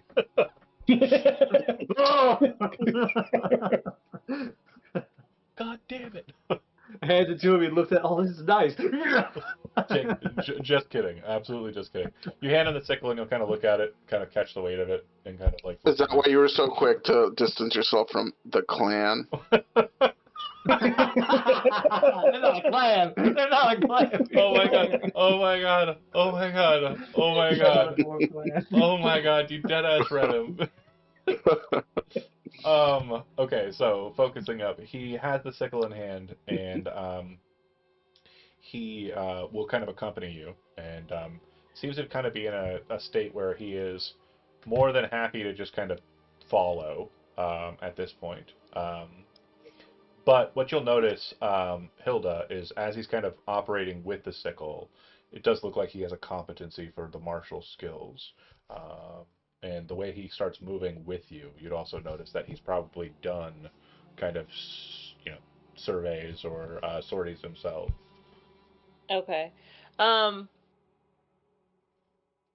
How strong does he look right now? Because how long has he been down here? Is he look malnourished at all? He looks a bit malnourished, for sure. It looks like he probably has like a couple levels of exhaustion. But for all intents and purposes, he looks like he could probably, live. Okay. So, because I'll lend him my warhammer. Okay. Is that a For down +1 here. warhammer? Yes. Cool. All right. I got him, and he kind of looks at that and will go, "Where did you get this, lass?" I'll be honest, John, I don't remember where I got it from. Hold on. Got it from the Goblin Warren, the Hobgoblin Did I? honor guard for the devil that had Garland's sword. Were wielding them, yeah. I did. And he'll look at you and say, "This was made by Durgeddon the Black, the master crafter of the Blaze Hatchet clan. We've been seeking these. Our house has been seeking these kind of weapons. You can tell," and he'll kind of raise up the weapon and point at the bottom. There's a maker's mark, which is 2 axes crossed over with like a fire pattern behind it. Well, so's my shield. No, it is. You are not a blaze hatchet yourself, are you? No, unfortunately. What's your surname?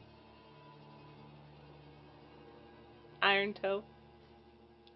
Well, I'll be honest. Very concerned with surnames. Better than mine. Mine's problematic. Um, Careful you don't upset her, or she'll show you why they call her Iron Toe. what the fuck does that mean? You can actually hear Bill go, Jesus Christ, from outside. But yeah, Emmett will follow with you, and he'll say, Okay. I was locked in here by a nasty individual. She's vile. She's the worst. I think she has some sort of laboratory outside, and she was taking apart goblins, and there were some folk. The last thing I remember is being at a town with Hilton. I was alongside a friend of mine, Dane, the sewist. And insight would kind of denote that, like, Emmett, when he says friend, it's kind of like maybe it's more than that. Mm. This woman, is she a mage? No, crafter. What's through those doors to the northeast? I think that's the weird lady's laboratory. But Well, I guess we should check it out. I'll do my best to help you fight her, but I'm quite scared of her. How many people have you seen down here with you? A dozen? I don't know why she hasn't killed me yet. God, he's probably a sleeper. She's gonna snap her fingers, and then he's gonna, like, turn into a mushroom person and kill us all. I actually got bit by a zombie right before I came in here. There you go. Exactly. No. It doesn't Why seem would like... you say that? You're ruining the movie plot. You're supposed to hide it until he's infected. Don't tell the actors. Tell the audience. And then the audience will know. But yeah, who wants to go go to the bathroom and be like, oh. Does anybody have any other questions about this room in particular, or do you want to move on to the next one? The big wide open area over here. Is there anything? Like, No. It's suspicious to me. Nah, it looks like the space probably could fit more cages. It just they probably haven't received them yet. There's nothing in any of the other cages. Yeah, I think I want to use up my focus. Remnants.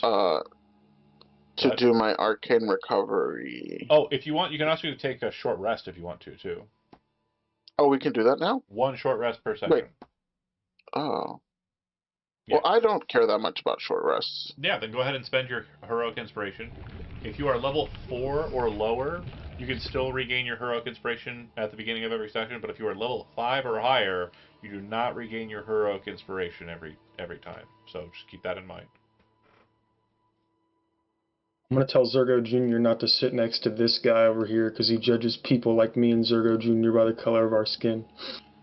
Zergo is a tapestry of beautiful colors and is absolutely just horrified that someone could be that peasant-brained.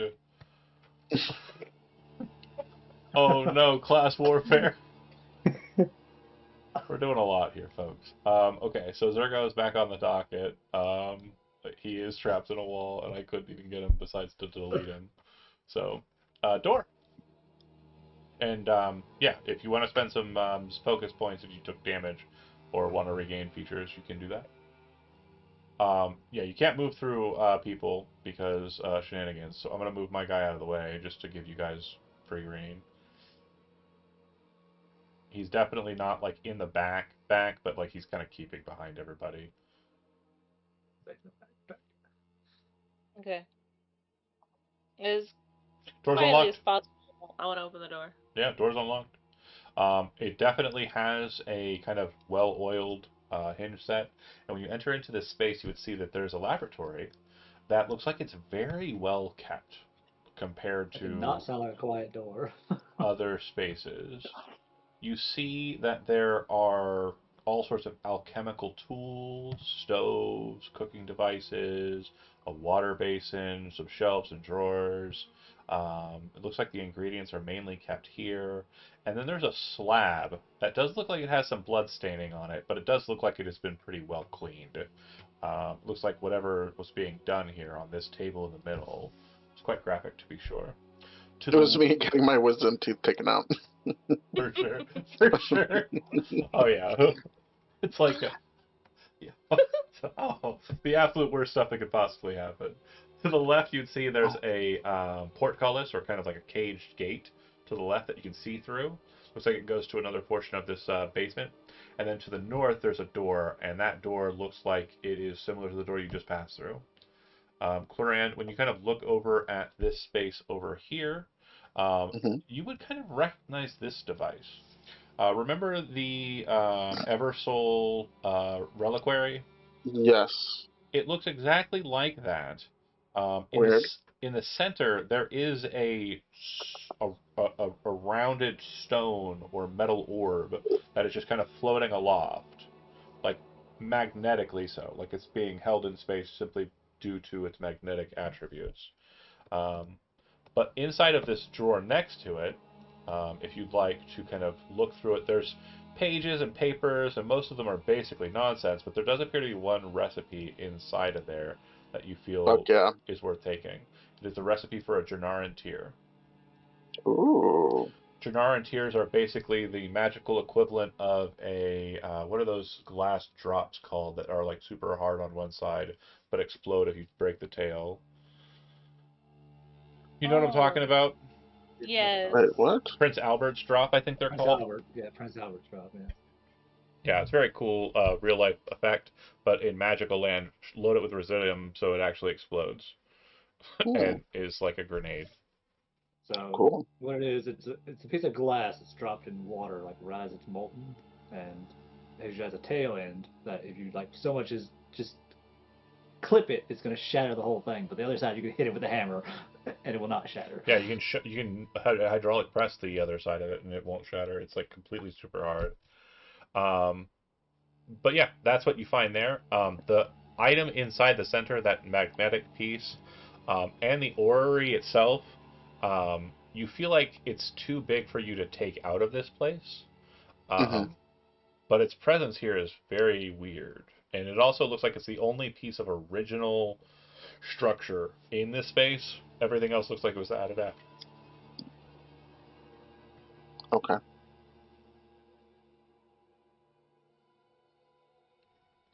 Oh, yeah, he's coming. Sorry. I was standing behind, like, coming. Um, in your investigation, Hilda, is there anything you want to do as Cloran's kind of going through the scroll area there? Mm, yeah, I wanna what's this over here? Yeah, so this is a stove, and it looks like there is water on a boil, but it doesn't look like much else is kind of present here. The boil is Like more it's of a simmer, actively. though.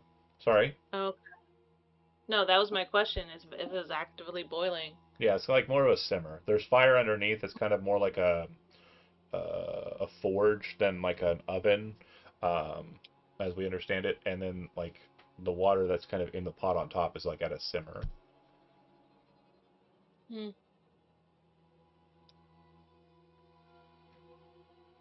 All right. While Hilda's doing that, Zergo, is there anything in particular in this room that you want to check out? As I mentioned, there's these alchemical sets, and this looks like an ingredient shelf over here. Zergo's gonna walk around with Zergo Jr. Is there anything that would smell interesting to a cat? Um, yeah, I suppose this specific cat would be very interested in one of the items therein. I'm going to go ahead and say that it's going to get to it and get to it before you can. and it kind of pops into the ingredient shelf, and then you can hear like when like a cat. We've probably all seen that TikTok of like the little kitten who like gets a hold of the fish. It's like Mm-hmm. that's Zergo Jr. right now. And if you look inside the shelf, like the ingredient space, you'll see that it has gotten a hold of a slab of dragon meat and has already consumed it. So it has been removed from the list of options there.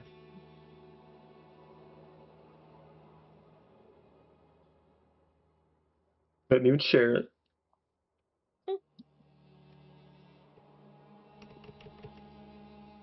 So how big was the slab of meat? Was it like him size or? No, probably like just a small like rib, effectively without the bone, just like a sliver of meat. And it looks like there's 5 more slivers of that in here. And then you would see that there's also these fungi, bottles of acid, looks like a similar color as the stuff. You'd also see things labeled as black bile, blood, phlegm, yellow bile, ichor. There is 5 beautifully kept cyst blooms. There's a very strange looking like fossil like tooth stone, which does appear to be marked as buffonite. And then is a magic mushroom present in the space as well. If you don't want it, I'll take it. That makes sense. Yeah, Zergo's gonna pick up one of the ribs and start gnawing on that himself, and he's not interested in any other stuff. Okay. Yeah, if you want to go ahead and consume it, you'll gain the benefit.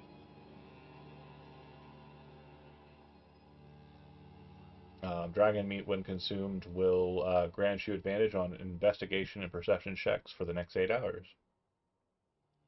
Damn. Dragon sight. Yeah, go ahead and just remove it from your sheet already. That's totally fine. Yeah. So looking at the space. There's 4 more. Vice will hand him another one.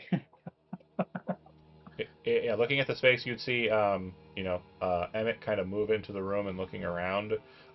You see him kind of like, you know, not terribly familiar with the space, just kind of curiously looking around. And Hilda, you'd see that like the space that you're kind of looking at here, it looks as though it's mostly tools and like cutlery and pots and pans and the like, Okay. stuff for cooking and such. Um, I think that's pretty much all that you'd basically find in this room. There's a lever next to this that'll allow you to exit if you'd like that way, or you can go to the door to the north.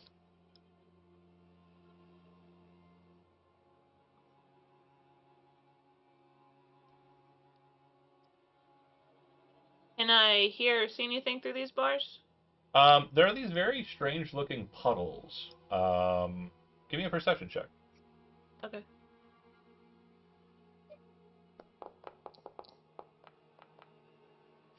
Yeah, so you would notice that like in the center of these puddles, there's this very ominous looking grayish discoloration. And being familiar with these kind of creatures, you would recognize it as a gray ooze. That's basically saddled inside of the water. Looking more deeply with your very good check, you would notice there's probably about 3 of these oozes in the waters around therein. There appear to be drag marks on the floor that seem to be kind of going from somewhere in that room to where you're located. And again, with that massively good perception check, it looks like someone dragged something very heavy, possibly barrel shaped, through from somewhere over here all the way to where you're at into the chamber that you're in. And you can kind of see the drag marks on the ground a little bit, but yeah, you're pretty certain someone was dragging barrels from somewhere into where you're at. Okay. There's some empty boxes, some other like bits of clutter. It looks like there is a kind of broken up hallway farther west of that. I don't know if you can see that far out. Out to I do. here. I see a little bit. Yeah. Yeah, you got I see 120. it halfway done it. Another passway here, possibly something over this way, but again, you're not sure. But you do have the lever, and you can open this up. You're pretty sure based on the mechanism, this kind of old stuff, it's definitely going to make noise. So if anyone were in like the room to the north of you, they would probably hear this. Okay. And I would share all that information and let them know about the gray oozes and the drag marks and the lever.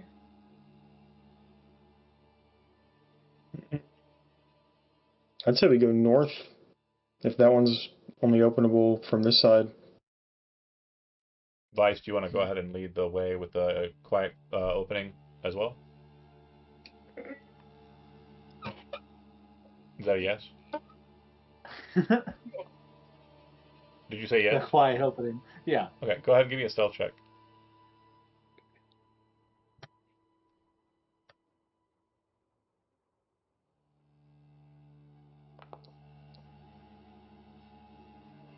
When you open the door, you would hear what sounds like musical notes coming from the left. Looking into this room, it looks like it's just an extension of the lab in question, but you can kind of hear there's something going on to the left of you.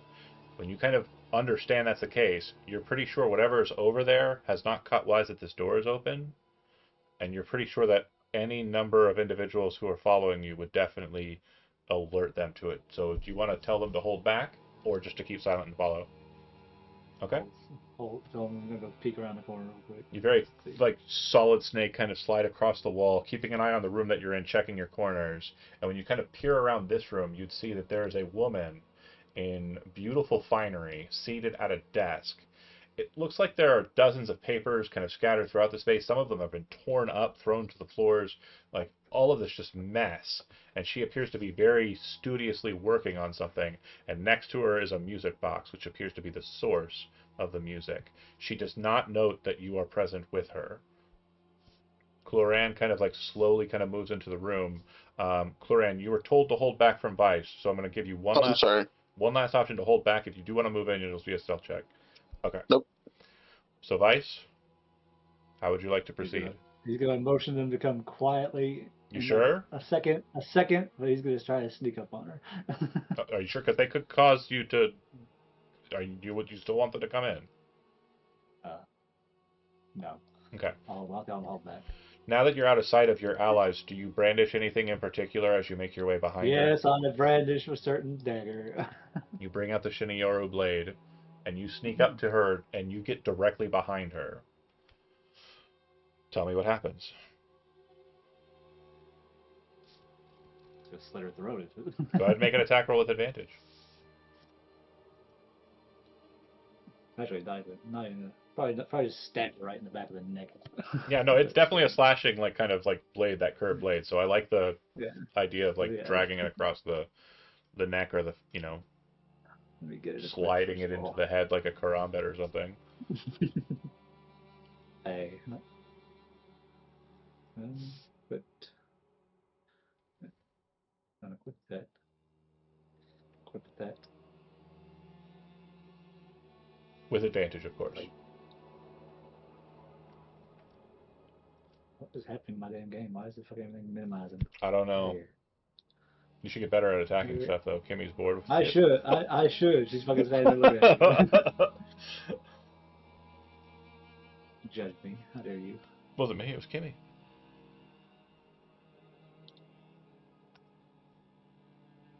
Do we get an attack yet? There we go. Now it's on the fucking hot bar. Now I can attack. Alright. Let's see it.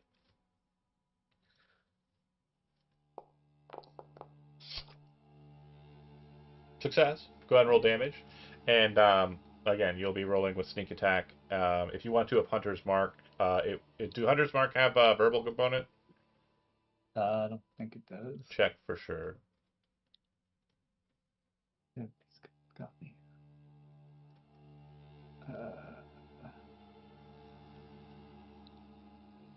I can check. Hold on. So it doesn't show me the whole tooltip when I look at it. Cuts off halfway down. Verbal is the verbal, only yeah, component, it's yeah. verbal. So no, yeah, you wouldn't have been able to do it. No. Okay. 2d6.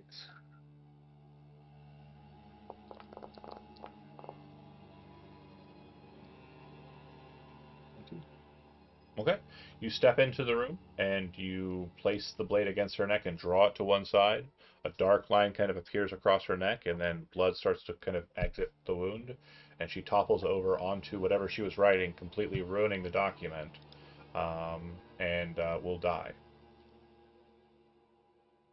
Whistles. Her beautiful, pristine white robe is covered with blood at this point, and as she just kind of lays there and continues like exsanguinating, um, it's just a cool and cold thing that was done here.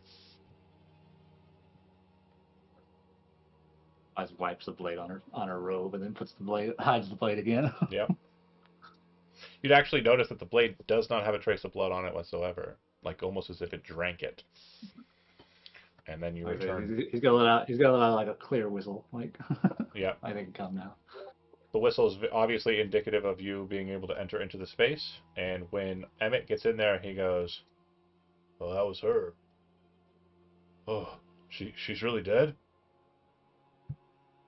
I was gonna pull out his short sword and stab her, just make sure. Yeah, you kind of give her an extra, stab. And yeah, sure enough, she's dead. Um, Did, Go ahead. did you find her like this? Did you do this? He's not gonna answer. Cloran, Like, you would see that the robes that she's wearing appear to be priestly. They appear to be indicative of a worshiper of the three, and definitely very pristine garments that she's wearing. The ground is covered with papers that look like they have been drafted. It almost looks like a scribe's maddening process. It looks like they're just scribing, based on the ruined documents on the floor, pages from the Bynod. Is there any clue or evidence as to what she has been doing here? Yeah. Go ahead and give me an investigation check. Yeah. Let's say, can you read anything on that one piece of paper she was writing on, or is it completely ruined?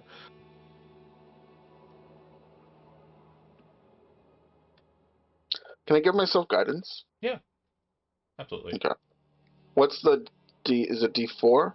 It would be a D4, Yes. yeah. Can I just roll it? Yeah, that's fine. Okay. Nice. Okay. And then I'm rolling investigation +4.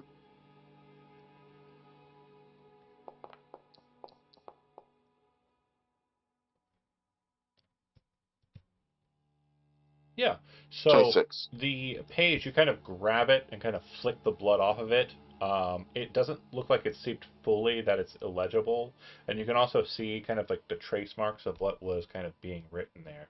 And the start of it says, "My dearest lady, Sister Rolkava, I have found a perfect specimen, a dwarf who has latent power of giant's toe present within him. I will keep him until you arrive. I wait with bated breath." And looks like she was going to continue writing, and there's like a start of a next sentence, but she didn't ever get to finish that. My dear sister, what? Ralkava. It's a name that we've heard at the Manor Fort before. I know that bitch. Yeah. He is a blasphemer who follows the mother, but the Bloody Mother, and she is also one who is in league with the Fellhoods in the Royland. She ran from us. She's pretty rad. I'll be completely honest. She is pretty fucking Virgo, awesome. it's that blood mage. Mm-hmm. She was a handful to fight, though. I was there fighting her. Didn't she kill my boar? Huh? She killed my boar, I She didn't think. kill your boar. Boar lived. Everyone lived. Oh, boar lived? Yeah, Boar lived. He just had to disappear after 10 hours or whatever. So in character, y'all know this name, or no? Yeah, they do. So they faced off. Found some writing or something that gave her name away. So. And did they kill? Did you kill her? No, she fled. No, she fled. Oh, interesting.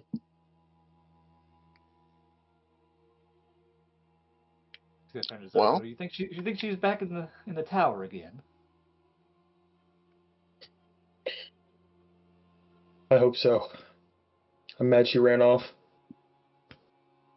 I wanted to chase her, and y'all told me no. Darko would be yelling at each of you.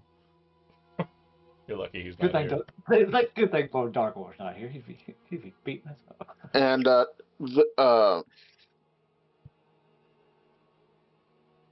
Vice, did you search the body already? Not. So her body and the desk will basically operate as one kind of spot. The matter at hand is that she has a lot of kind of just shit on her, a lot of gear, Hmm. and it looks as though kind of like as you kind of move through it,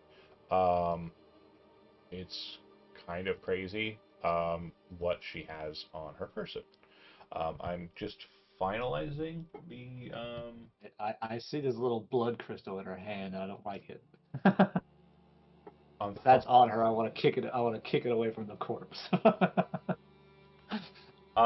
It does appear to be some sort of focus. The item she's holding in her hand, but it's not in her hand. It's kind of like near her, like on the table. In actuality, Why is not touching her?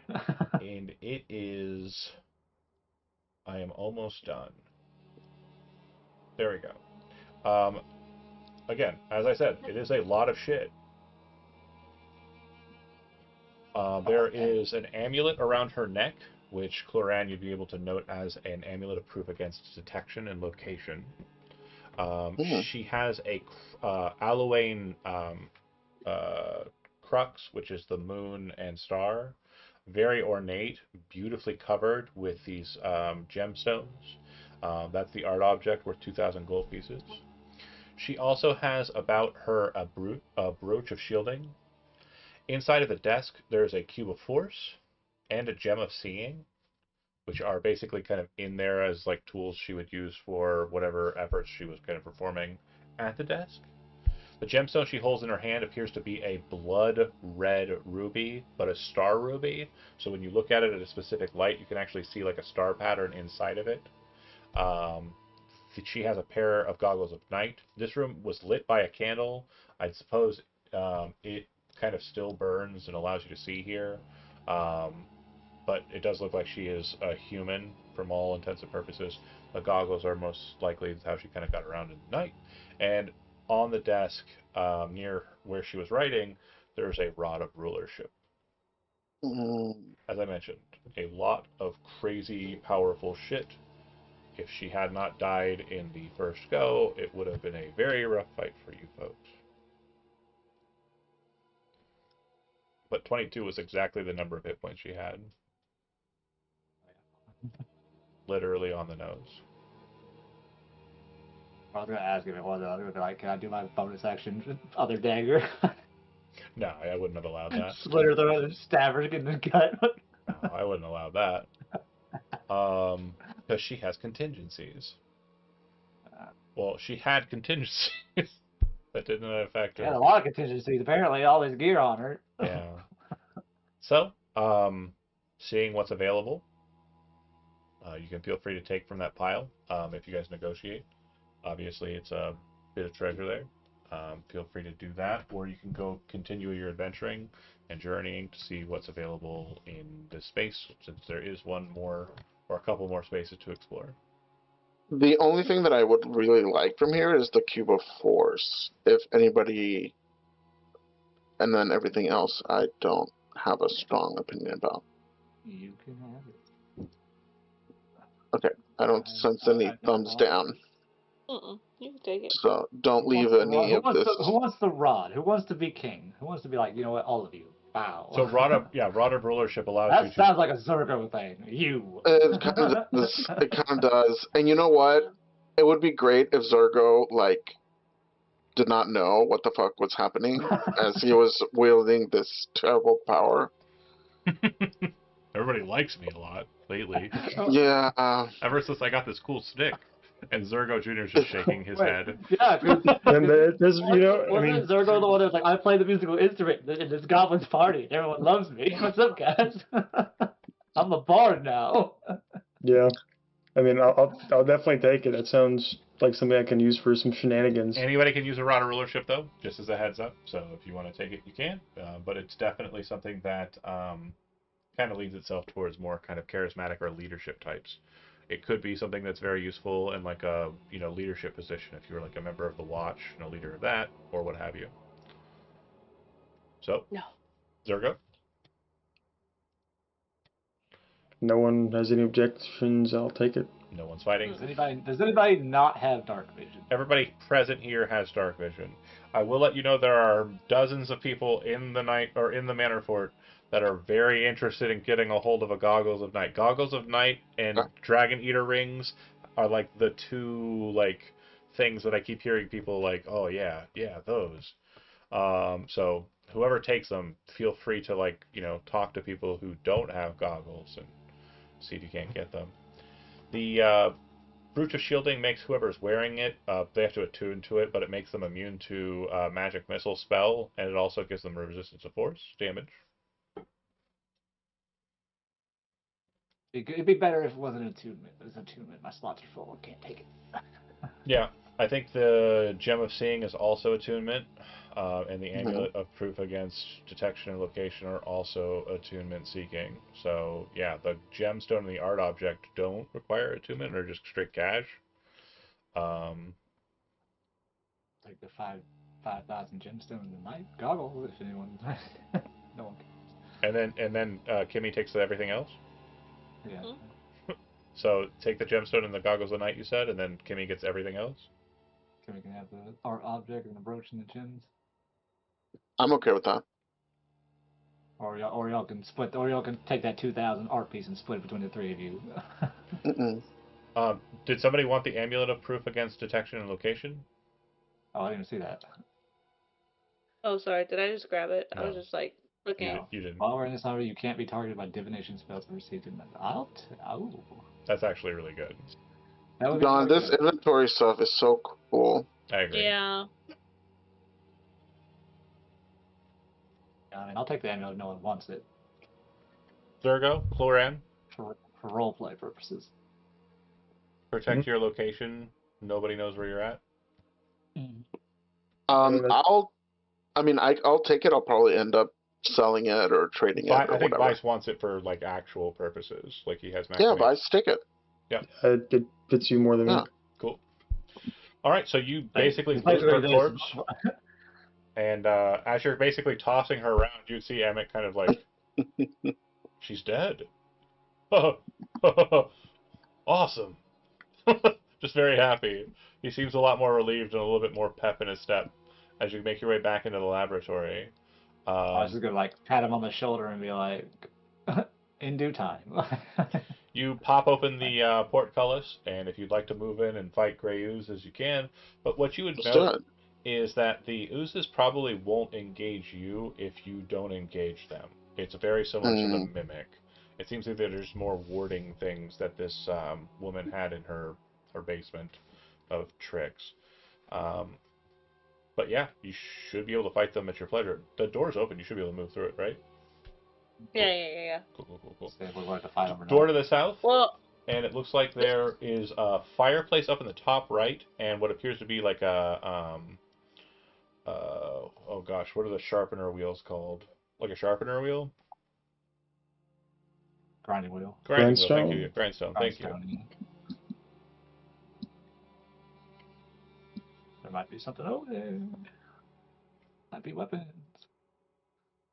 Shiny objects.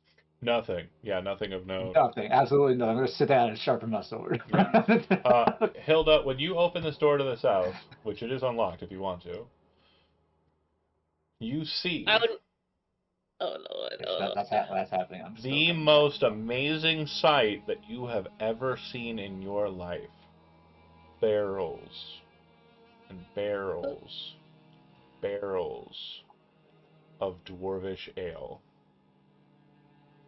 Barrels. Just hidden down here? It looks like there's been a lot of spillover, like some of the barrels that were removed from here, and some of them have been knocked over and have kind of spilled their contents. Looks like it was absolutely haphazardly handled. And from what you're looking at, there's still a shit ton of it. Like, oh my god, so much. and it's been down here for a very, very long time. And dwarvish ale is kind of like a fine wine, right? The longer it like ages in the barrel, the better it is. Does anybody know the scent smell? We need the cart and the horses. You're looking at it all. You see one of the kegs looks like it's already been set to spigot. Do you test it? Of course I do. It is immaculate. Perfect, We can't perfect tasting. we You- can't leave this down here. She gets tears in her eye. We have to ask her, "Are you okay?" You know, you Can't leave it down know here. that the crafters behind this had to be Iron Brews, which is a long lost cousin, like part of your family. Like this is definitely the finest there has to be. And yeah, there's no way you're leaving with all of it. Well, any of it, anyways. Like one barrel itself would be more than your group could probably maneuver, based on So I have. one I'm strength. sorry. I was gonna ask a question about an item I have. Yeah. What's the question? So the folding rowboat. You said it has barrels. So the folding rowboat could have. I would say that you could put 2 barrels into it. However, if memory serves, the folding rowboat's weight does not adjust, does it? Or does it adjust when you fold it? I don't believe it does adjust when I fold it. So yeah, it would Um, weigh as you could fit 2 barrels into the rowboat and then fold it, but then you'd be carrying 2 barrels worth of weight. I mean, I have my boots and I don't get over encumbered. Throw it on Vice's back, I guess. If you want to take 2 barrels back with you, it seems like you can with the rowboat trick. He unfolds a box and a boat appears, and Hilda's just confused. And then he says, "Help!" And you guys basically load 2 of these barrels onto the boat, and then he folds it back up, and you're just like, "Oh wow!" And then Vice is like, I got it," Oh. and we'll take the burden for sure. Absolutely a possibility for sure. That's too fun. It's Christmas. What is this in the door to the hallway? Yeah, it goes out to the hallway, and it looks like the kind of near one of the gray ooze puddles. Shut that right back up. Why does it make that noise? What? The door. The doors. They look like I'm gonna open this quietly. Boom. Are they making Yeah. noises for you? They don't make noises Oh for me. yeah. This sounds like a rock fall, guys. Oh, that's too cool. I wish I had that. Anyway, if you avoid the oozes, there's 2 more passages. It looks like kind of a beat up hallway to the left, and kind of north of that, it looks like it leads to another chamber. I thought it just coming slowly. It's still heavy. And yeah, Um. obviously you've seen the state of living that the person who lives here has kind of been living in. This looks like it is another trash heap of a room, but you'd also see what looks like the head. Like this looks like a pit here that looks like it kind of, you know, it's just a hole in the ground, and then it looks as though there is a toilet in the corner. Well, we don't need to go over there. Immediately walking away. Nobody goes over to check out the hole at all. No. Nobody at all. No, Nobody. fucking no. Go fucking Zergo Jr. Get your ass down that hole. What's in there? When you look down that hole, it goes on forever, and you're pretty sure, not 100% certain, but you're pretty sure this must go down very deep. Just based on the sound of it, the complete stillness of it, you're pretty sure this goes. I grab some of this junk and throw it in and listen for the. Yeah, you do not hear anything besides the clashing of it against the walls. It sounds like it goes on forever. And it looks completely manageable as far as climbability goes. Like the walls are not completely sheer. So you feel like this might be an access point to the Foul Deep. Get on the map. Kimmy, as you kind of move into this broken up hallway, you can see it kind of like snaps around a very narrow stone wall. And when you come around this corner here, you'd see that there's a massive cave-in. But you can see what looks like steps kind of going upwards into the cave-in. And you feel like the actual entrance to this place was not the ladder that you descended down inside of the tunnel space. It was, in fact, somewhere else on the hill that you haven't actually found a location for. Based on its positioning, you kind of have the dwarf sight to understand that this might have connected with where the trolls are living at some time long, long ago. Hey, you might be able to get Bill to clear it, and then we can come back for the rest of the No, barrels. it does not look like you would be able to clear this space whatsoever. Oh, no, I'm saying get Bill to help us. No. You do not think Bill could. Oh, Like, yeah. some of the stones that are here are as big as Huge. Bill is. Oh, okay, never mind. Yeah, it's a massive cave-in. All right. That is the entirety of the underground here. I think you've gathered up your stuff. We have some time. If you want to murder some gray oozes, we can. You guys definitely moved very quickly through the material I had available. Down to fight gray oozes. I don't know what gray oozes do, but Yeah, sure. Since you're Let's going to fuck be them up. attacking them and they're not like technically ready for it, go ahead and feel free to take and roll your initiative, and I'll put them on the docket, and we'll figure it out. Get to the other side of the room first. Before we start, I would put resistance. Wait, they're elementals, right? I promise you, it's not going to be worth the time thinking about it. There's no Okay. way I harm you substantially with these things. Got it.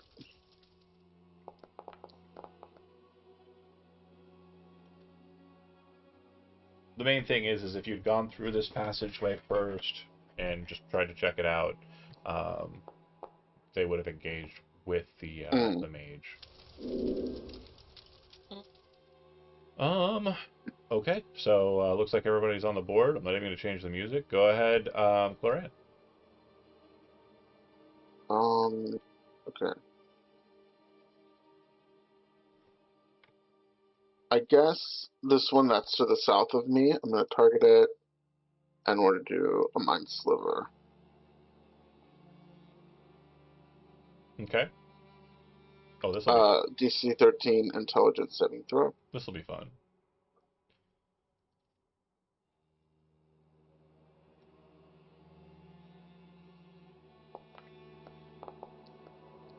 Okay. So it has failed this saving throw. I'll go ahead in response use Mind Corrosion. Where is Cloran? There she is. Roll.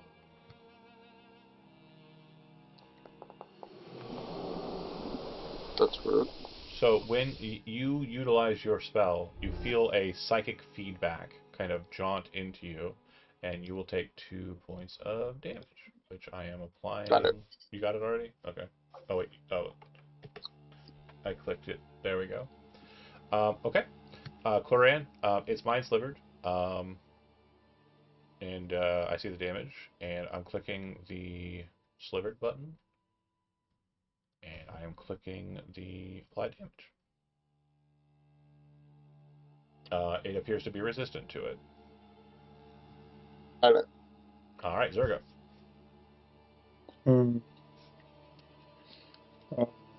Right. Zergo is going to use his circlet of blasting and just shoot all three one time. Okay. If he can hit, obviously. Yeah.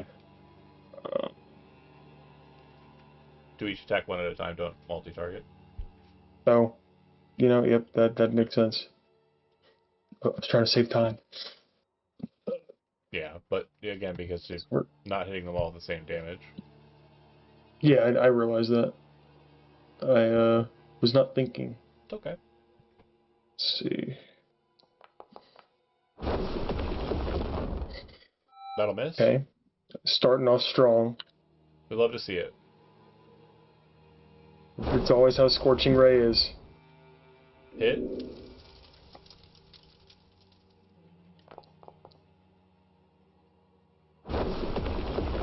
It appears to be resistant to it.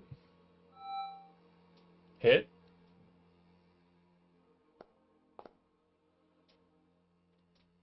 And again, it appears to be resistant to it. And I'm going to tell Zergo Jr. to go attack one. He's just going to look at me like I'm stupid. Yeah. Hey, where's Emmett? Oh, he's there. He's just not. Hold on. Good call. And he's not on the initiative docket, so I'll go ahead and quickly roll him. He's very fast, apparently. Zergo just went, so it'll be his turn. I'll go ahead and backpedal. He'll go and let out a ah! And kind of rush into the water, and he'll target this guy, and he'll use his cool +1 Warhammer. By his, I mean Kimmy's. I mean Hilda's. Bam, pow, right in the kisser. Sploosh. He will apply the damage, and he will end his turn.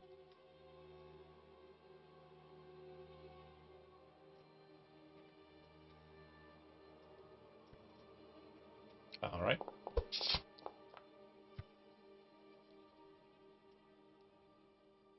Hit.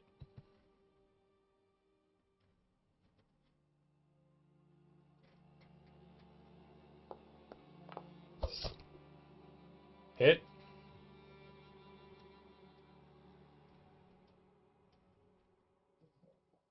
Damage.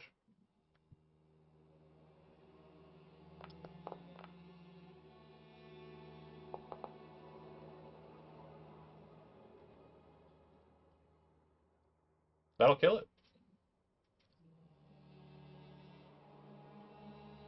What? And that was piercing or slashing? It was piercing. Okay. All right. It'll go to. I don't know why Zergo Jr. keeps on being on here. I've got to remove him. It'll go to Hilda. Okay.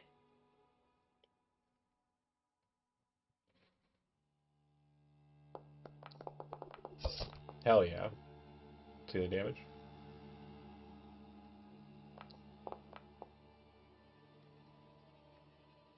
Right on. Action surge, do it again. Mm-hmm. Dang. That'll hit. Oh, it does? Yeah, it's got 9 armor class, you guys. Oh, okay. Oozes and zombies, super easy to hit. They're just bags of hit points. This one is bloody though. You pierce it and it kind of like this little pustule. All right, end your turn, and then it'll go to the first of these. I'm gonna go ahead and target Vice and be dead. Remove that participant. Cool. It'll go to the next one, who is going to target Vice, and I'm going to move kind of up to this water. Kind of, you see it and kind of gel over to the other water, and when it does so, it is going to use Psychic Crush. I am targeting the wrong person. Psychic Crush. Make an intelligence saving throw. DC 10. Vice.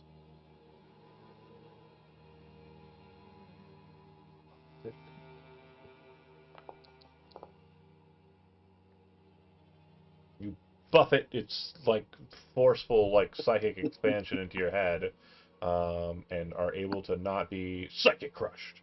It'll go to this one here, who will psychic crush against Hilda. Hilda, go ahead and make a DC 10 You intelligence having too saving much throw. fun with that. Yeah, it's a really cool name of an ability. It's almost like a psycho crusher, and I like that. That'll be fine. Yeah, it does nothing to you either. It'll end its turn. Cloran. They appear to be psychically latent goop. Creepy. So I'm gonna do the magical girl bow and arrow. I'm gonna target the same one from before. Hell yeah.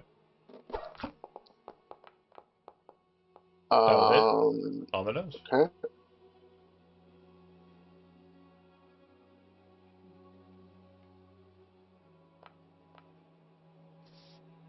Five. Good damage. All right. Zergo. Looks like this one is pretty much beating the shit out of a. This one's relatively fresh. It took a little fire damage. We had a little magical girl like me and the dwarf over here like, oh. Go ahead and roll me another. Thomas the Tank Engine? No. Womp womp? Yes. Flew with that. That was great. Wow. You know what? Roll a 20-sided dice to see if your fumble fucks up or bad. What'd you get?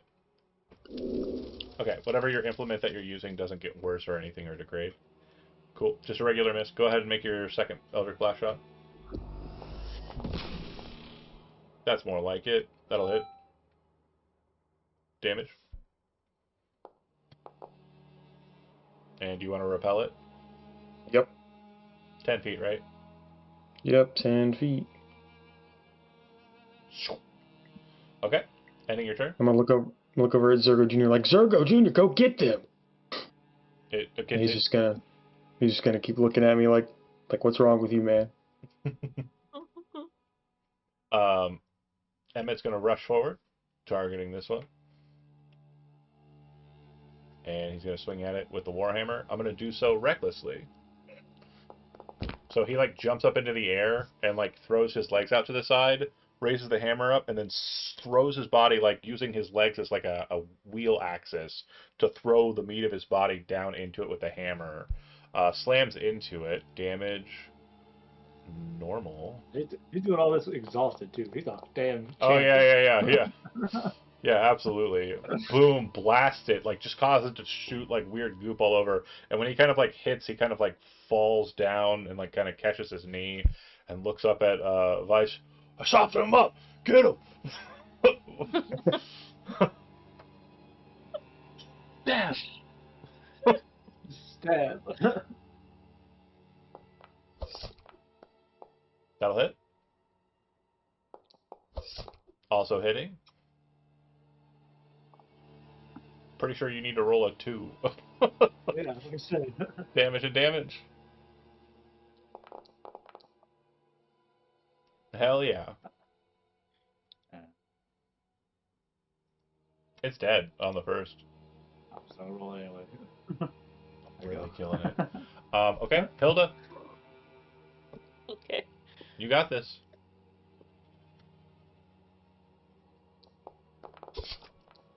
Yeah, you do. That's a crit. Let's see that damage. Hell yeah. Yeah, you skewer it, and you kind of throw the thing, and it kind of connects to it, but as you're dragging it out of the water, it starts ripping apart into just poop, and then splatters on the wall. A gorgeously clean master stroke. Done and done. As you finalize and clear that, pick back up the folded boat, kind of gather your stuff. You manage to kind of grab all of the ingredients that you can. And when you get back outside to the Oldstones, you would see that it looks as though the two trolls, one very pregnant and one not so pregnant, um, have basically gathered these bindles, like think of like like the traveling bindles, and it looks as though like the actual like sheet of the bindle, it's like strangely these very tattered battle flags that appear to be like markers of the king Eversoul.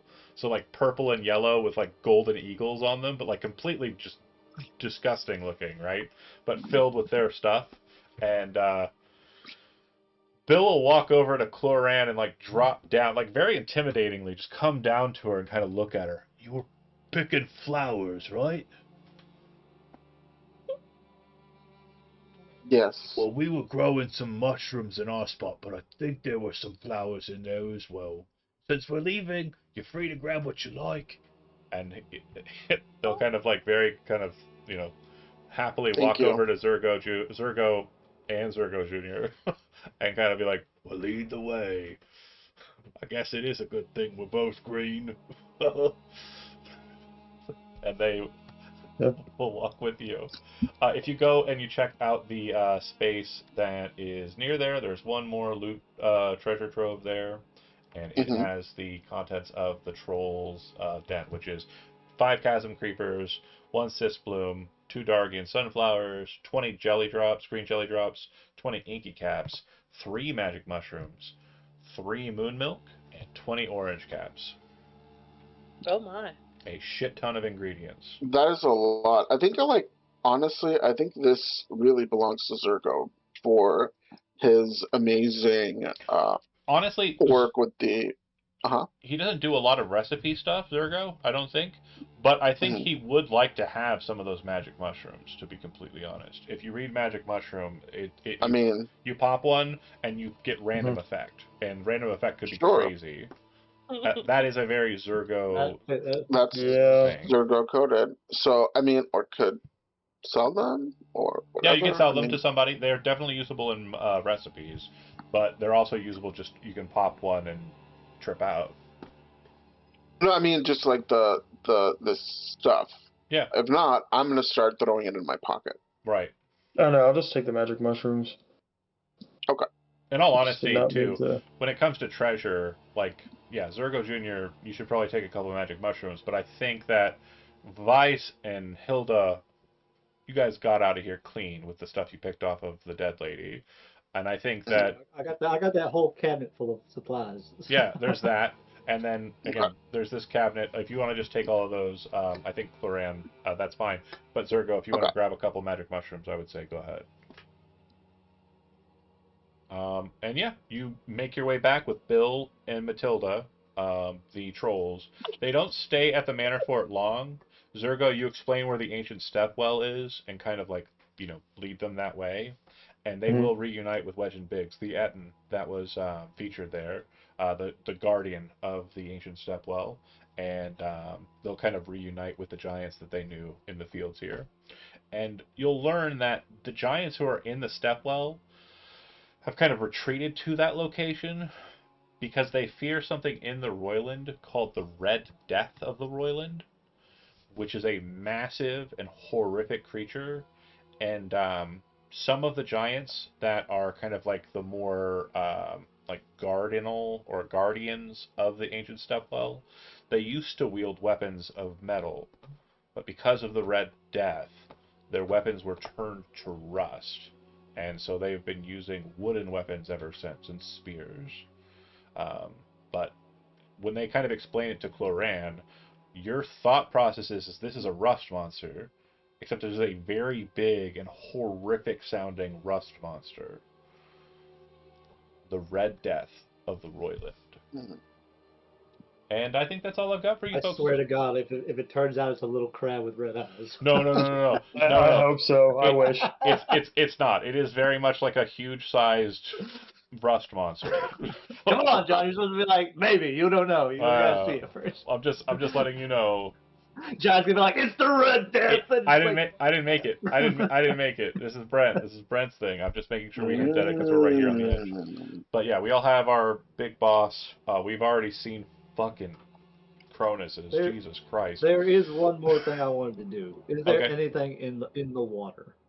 In the No. hot spring? No, no, no. It is a very awesome hot spring, but other than that, it is nope. That's it. And oh wait, we did. Was there something on this hill you said? No, no, no. What I was just checking to see if I had anything over there. Yeah, nothing. The only piles I have is there's a pile here for if you killed the troll, but you didn't. So I was just double What about checking. Emmett? Oh, Emmett goes with you. Emmett will definitely be along for the ride. You said to him that you knew Dargor and you knew Dadgar, which are two dwarfs that are a part of the House of Hammer and Raven. Um, Dargor doesn't really know that he is, and Dadgar really hasn't made a scene about it. But now that someone besides Dadgar is arriving, Emmett specifically, there will probably be a bit of interplay with my character and the dwarfs that keep showing up. I'll be sending Yeah. you a little bit of a thing because I think Hilda will be someone who's involved in like the dwarf drama that goes on here. I think would be interesting to do. So I'll send you a write up and you can approve or add to it. But yeah, based on what we've got there, I'm going to end the session here. Thanks for watching those that did. We will see you. So we're not playing a game tomorrow. We'll be playing a game at noon on Sunday. Travis is going to be running that one. And then we'll do Power Rangers at 5. Monday we'll be playing another game. I believe Solution will be playing in that one. So if you're interested in seeing a British person crazy attempt at a rogue, that would be the time to see it. And then Yay. A Song of Ice and Fire on Tuesday, more Dungeons and Dragons on Wednesday. Thanks for watching, and we will see you then.